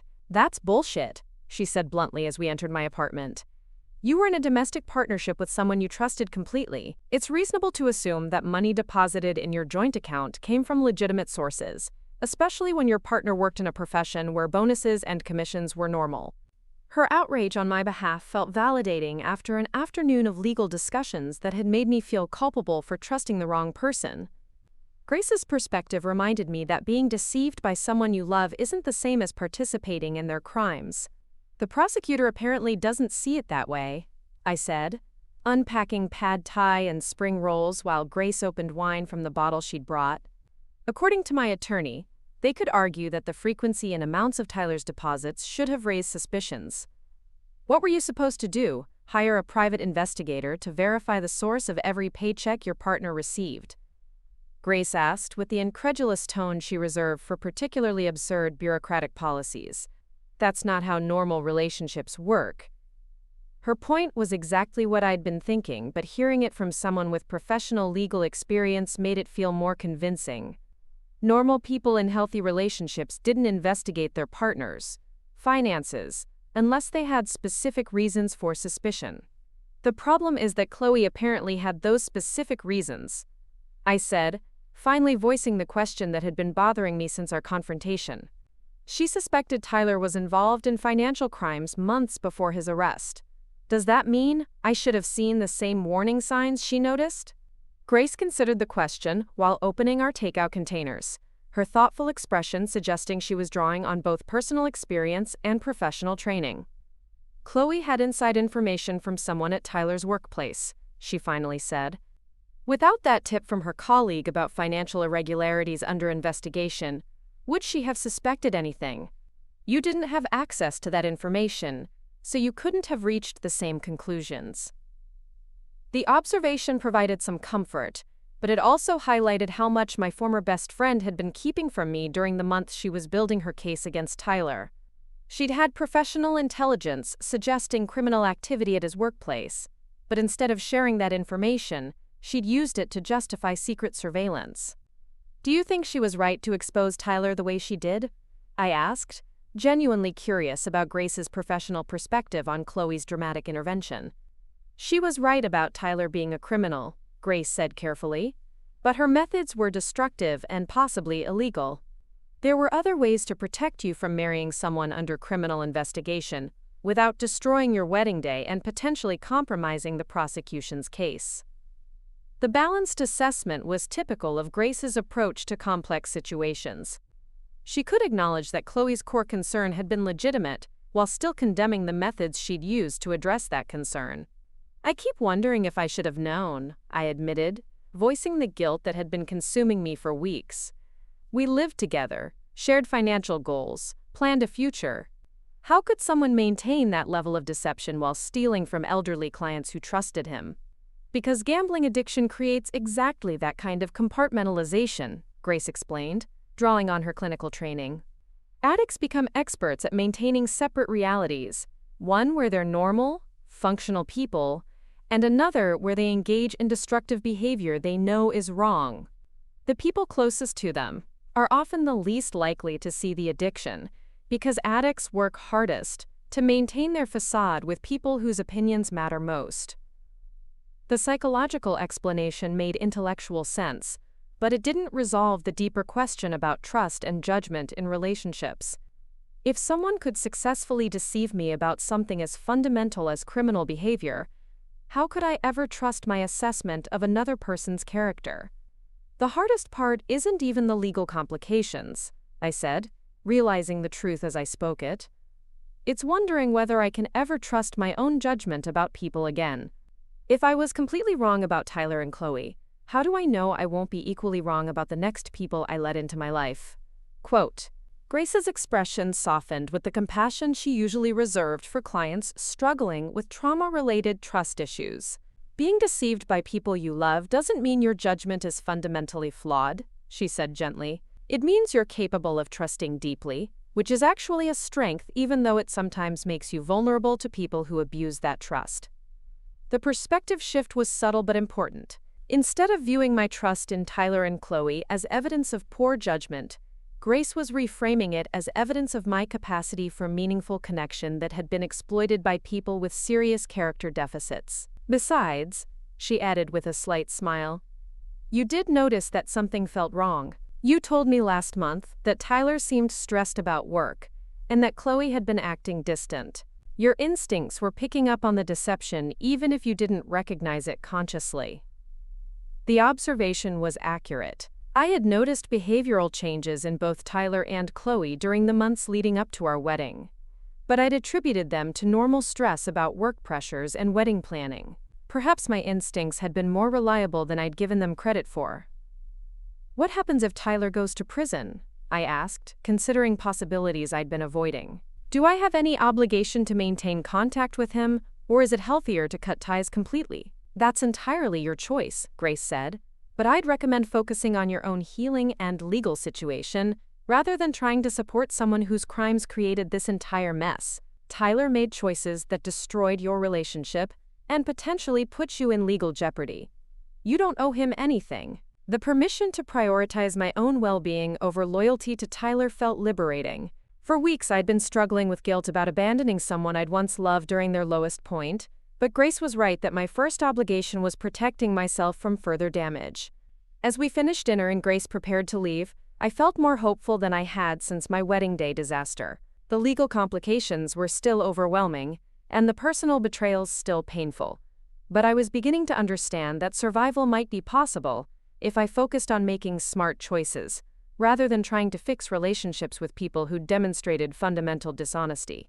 The next morning would bring another meeting with prosecutors, more questions about my knowledge of Tyler's activities, and continued navigation of legal complexities I'd never imagined facing. But for the first time in weeks, I felt like I might have the strength to handle whatever came next. The federal courthouse in downtown Portland felt like a cathedral of justice. All marble columns and soaring ceilings, designed to inspire reverence for the legal process. 6 months after my destroyed wedding, I walked through the metal detectors wearing a navy suit that Grace had helped me choose. Professional but not ostentatious, respectful of the gravity of the proceedings, without suggesting I was trying too hard to appear innocent. Today was the day Tyler would be sentenced for 7 counts of elder fraud, 4 counts of identity theft, and 2 counts of money laundering. The conspiracy charges had been dropped as part of a plea agreement negotiated by his defense attorney, a development that had significantly reduced my own legal exposure. After months of investigation, federal prosecutors had concluded that I was an unknowing victim of Tyler's deception, rather than a willing participant in his crimes. The courtroom was smaller than I'd expected, filled with dark wooden benches that reminded me of church pews.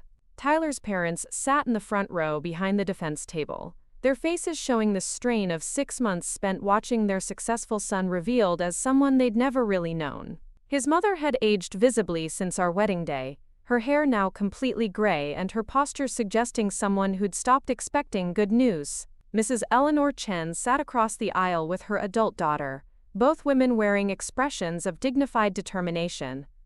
At 84, Mrs. Chen moved slowly but purposefully, her presence in the courtroom representing all the elderly victims whose trust Tyler had violated. Her daughter had driven up from Sacramento specifically for the sentencing, understanding that witnessing justice served was an important part of her mother's healing process. I chose a seat several rows back, close enough to hear the proceedings clearly but far enough to avoid unwanted interaction with Tyler or his family.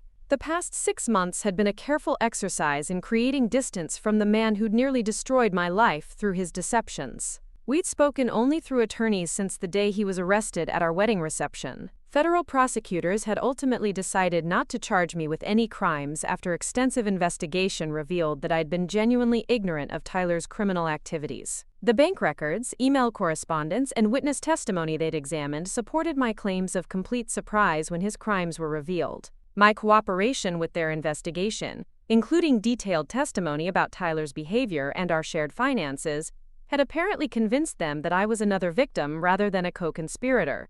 But the legal vindication hadn't erased the personal devastation of discovering that someone I'd shared my life with for 4 years had been systematically lying about fundamental aspects of his character. The man I'd planned to marry had been stealing from elderly clients while using that stolen money to fund our shared life and elaborate wedding celebration. Judge Patricia Williams entered the courtroom with the formal dignity befitting someone who'd spent decades weighing questions of justice and punishment. Her reputation for fair but firm sentencing in financial crimes cases had made her assignment to Tyler's case feel appropriate. She understood both the human cost of elder fraud and the complex psychological factors that drove gambling addiction. Tyler looked smaller than I remembered as he stood at the defense table flanked by his attorney. The confident investment advisor who'd charmed my family and friends had been replaced by someone whose posture suggested defeat and shame.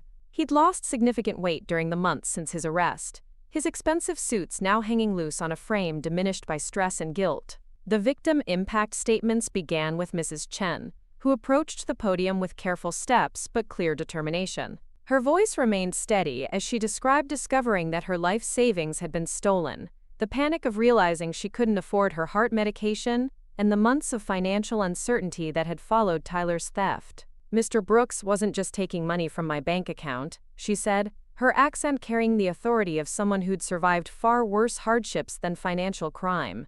"He was stealing my security, my independence, my ability to take care of myself in my old age. That kind of theft doesn't just harm your finances. It breaks your trust in the people who are supposed to help you." Her daughter followed with testimony about the family impact of Tyler's crimes, describing sleepless nights spent wondering if her mother would become financially dependent just as she was entering her own retirement years. The ripple effects of elder fraud extended far beyond the immediate victims, creating anxiety and burden for entire families. Mr. Robert Washington, the military veteran whose investment portfolio Tyler had liquidated without permission, spoke about the betrayal of professional trust that made the crimes particularly devastating.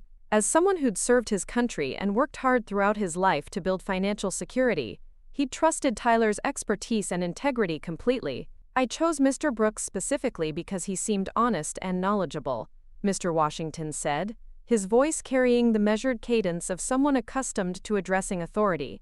"Veterans like me, we know how to assess character in people we depend on. I thought I'd found someone trustworthy to help secure my wife's future.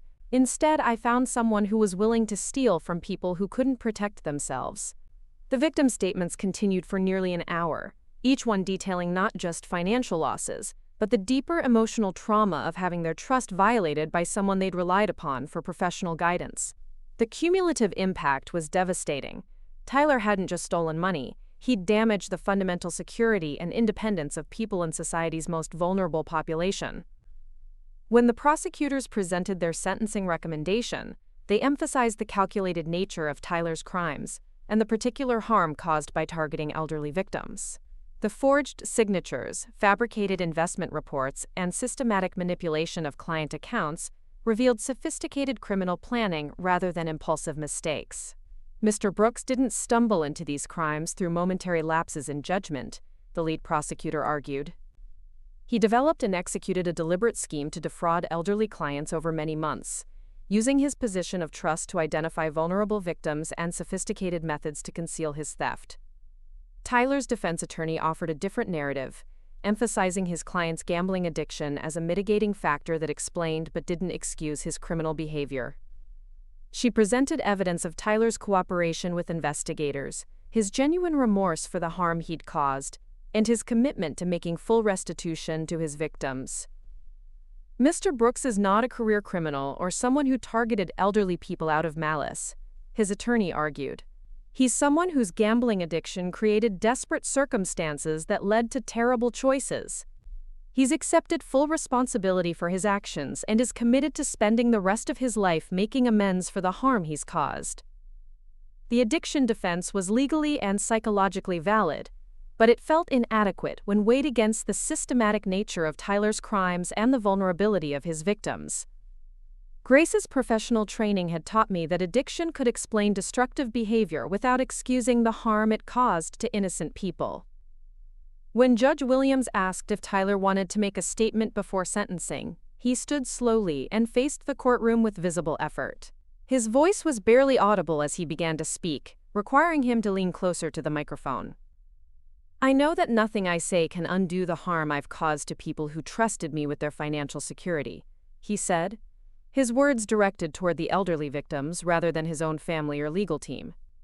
Mrs. Chen, Mr. Washington, and the other clients I stole from deserved better from someone they relied on for professional guidance. The apology continued for several minutes, with Tyler acknowledging specific victims and detailing his understanding of how his crimes had affected their lives. Whether the remorse was genuine or performed for the benefit of the court was impossible to determine, but the specific nature of his acknowledgments suggested he'd spent months thinking about the individual people he'd harmed. I want everyone to know that Natalie Brooks had absolutely no knowledge of my crimes, he said, finally turning toward where I sat. She was as shocked as anyone when my criminal behavior was revealed. She's an honest, trusting person who deserved far better than the deception and betrayal I subjected her to. The public exoneration was unexpected and unnecessary. Prosecutors had already cleared me of any criminal liability, but it felt meaningful nonetheless. Tyler was using his final public statement to explicitly protect my reputation and affirm my innocence in front of everyone who'd witnessed our destroyed wedding. Judge Williams deliberated for 20 minutes before returning to announce Tyler's sentence. Her expression revealed nothing, as she explained the factors she'd considered in determining appropriate punishment for crimes that balanced sophisticated planning with addiction-driven desperation. Mr. Brooks, you violated the trust placed in you by some of society's most vulnerable members, she said, her voice carrying the authority of decades spent weighing questions of justice. Your victims weren't just numbers on account statements.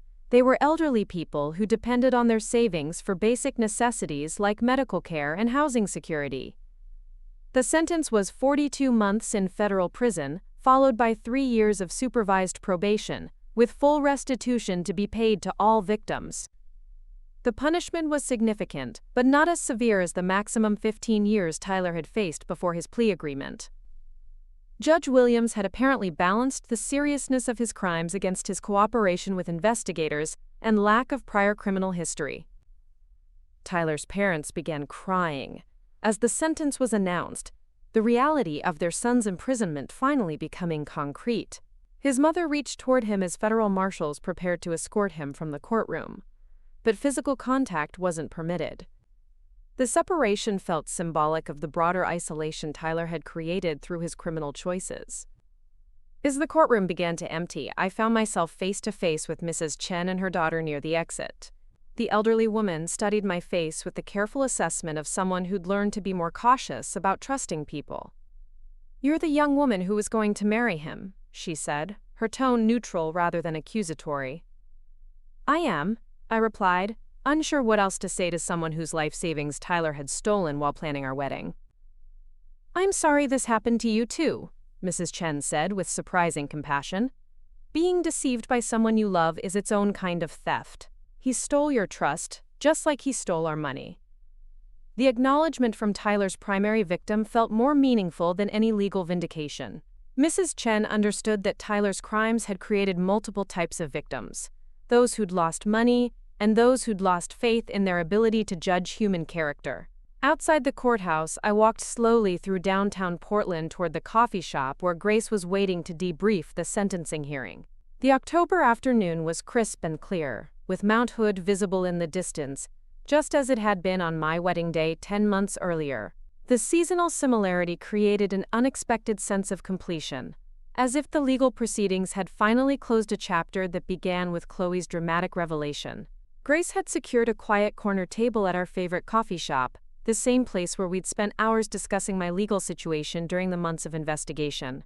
Her expression was carefully neutral as I approached, recognizing that my emotional response to Tyler's sentencing might be complex and unpredictable.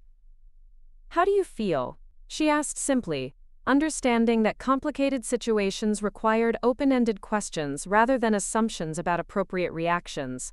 "Relieved," I said, surprising myself with the clarity of my response. "Not happy exactly, because seeing someone you once loved go to prison isn't really cause for celebration, but relieved that it's finally over and that there's been some justice for the people he hurt." The distinction felt important. Tyler's imprisonment wasn't something to celebrate, but it represented accountability for crimes that had caused genuine harm to vulnerable people. The legal system had worked as intended, balancing punishment with rehabilitation while ensuring his victims received restitution. "Any regrets about cooperating with the prosecution?" Grace asked, knowing that my testimony had been crucial to the government's case against Tyler. "No," I said firmly. Tyler made choices that hurt innocent people, and holding him accountable was more important than protecting someone who'd already betrayed my trust completely. The cooperation decision had been difficult initially, but time had proven it correct. By testifying honestly about Tyler's behavior and our shared finances, I'd helped ensure that his victims received justice while protecting my own legal interests. Misplaced loyalty to someone who deceived me would have served no constructive purpose. "What about Chloe?" Grace asked, broaching the subject we'd avoided discussing for months. "Any thoughts about reaching out to her now that Tyler's legal situation is resolved?" The question of reconciliation with my former best friend had become more complicated as time revealed the full scope of everyone's actions. Chloe had been right about Tyler being a criminal, and her dramatic intervention had arguably prevented me from legally binding myself to someone who was already under federal investigation. But her methods had been destructive and potentially illegal, and her decision to keep crucial information from me had demonstrated a fundamental lack of respect for my autonomy. Quote, "I don't think so," I said after considering the question carefully. "Chloe was right about Tyler, but that doesn't justify the way she handled the situation. She made decisions about my life without my consent, then chose public humiliation over honest conversation. That's not how friendship works."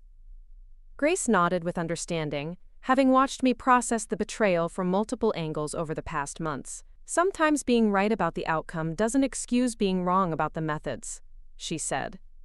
The observation captured my feelings precisely. Chloe's assessment of Tyler had been accurate, but her approach had been manipulative and dishonest. Good intentions didn't automatically justify destructive actions, especially when those actions involved secret investigations and public humiliation. "Besides," I added, "I've learned that I need to be more careful about the people I trust completely." Chloe demonstrated that she was willing to lie to me for months while conducting surveillance on someone I loved. That's not the kind of character I want in my inner circle. The standards felt appropriate, given what I'd experienced. Both Tyler and Chloe had shown themselves capable of elaborate deception when they believed the circumstances justified it. Moving forward, I wanted relationships built on honesty and respect rather than manipulation disguised as protection.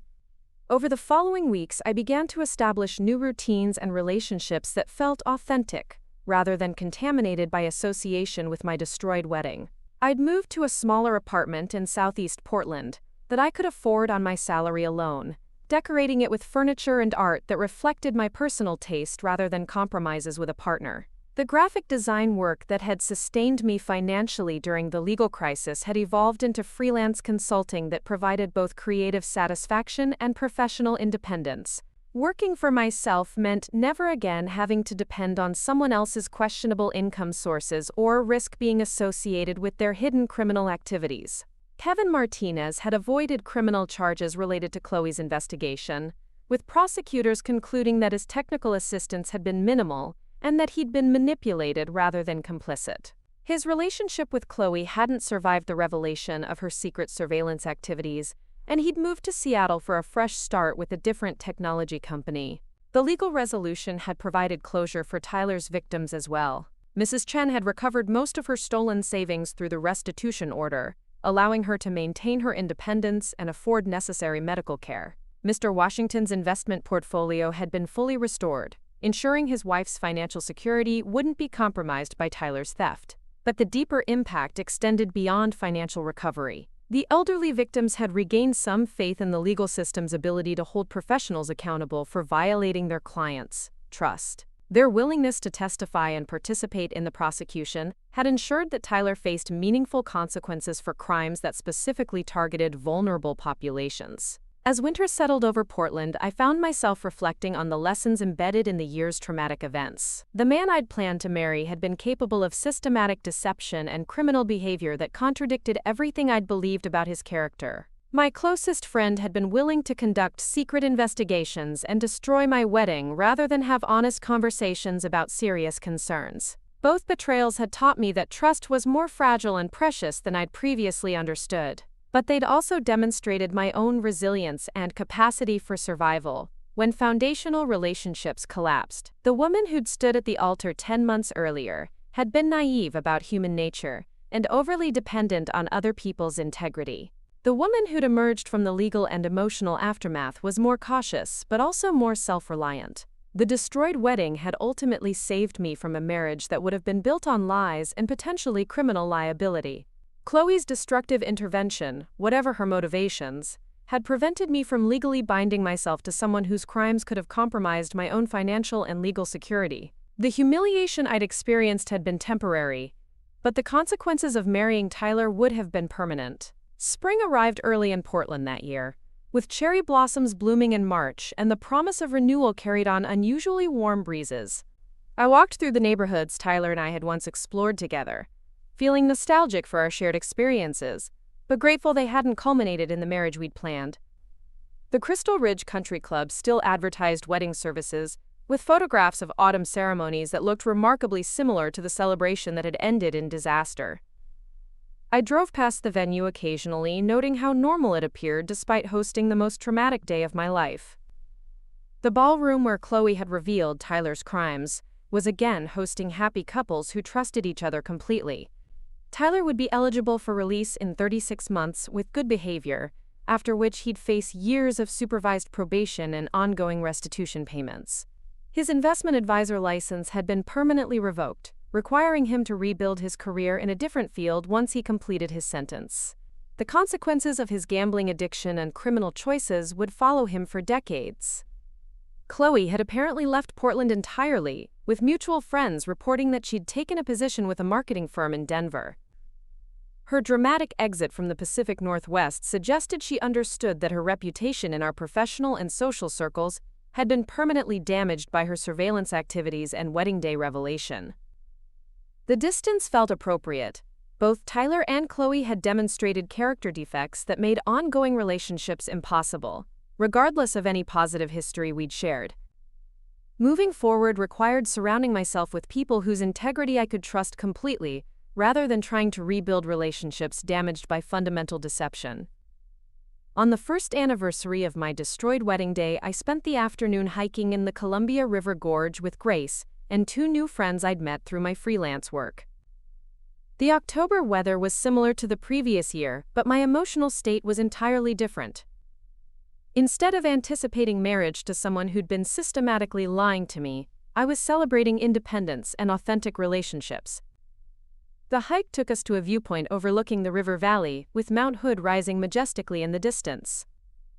The same mountain that had provided the backdrop for my wedding disaster now felt like a symbol of endurance and beauty that survived despite temporary storms.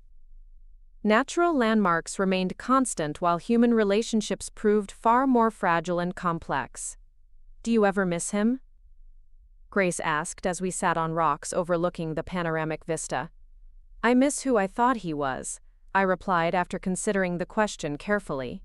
"I miss the relationship I thought we had and the future I thought we were building.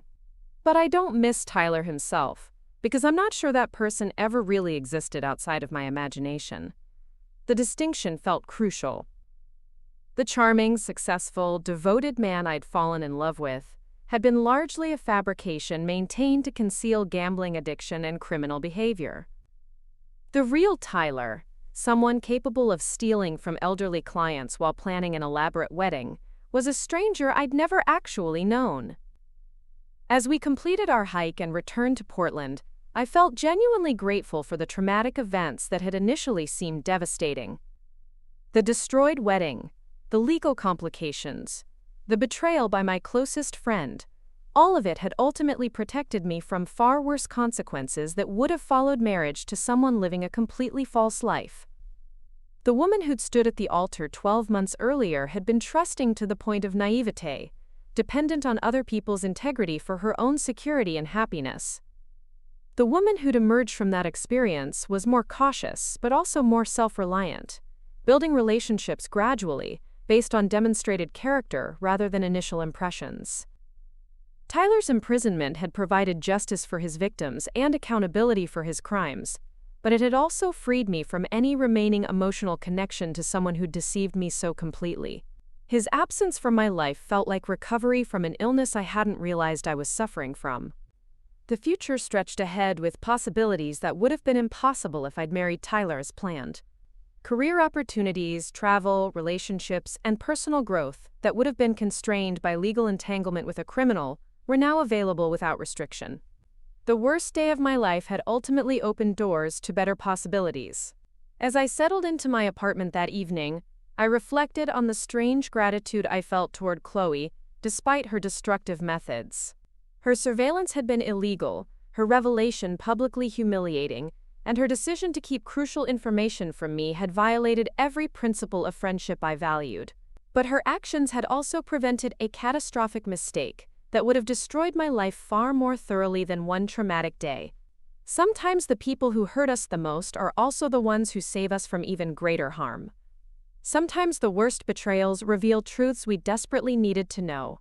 Sometimes the destruction of what we thought we wanted creates space for what we actually need.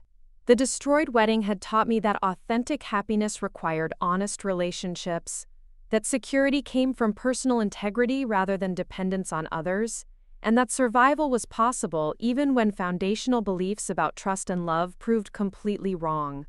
Most importantly, it had shown me that I was stronger than I'd ever imagined, capable of rebuilding my life from nothing when everything I'd believed about my closest relationships proved false.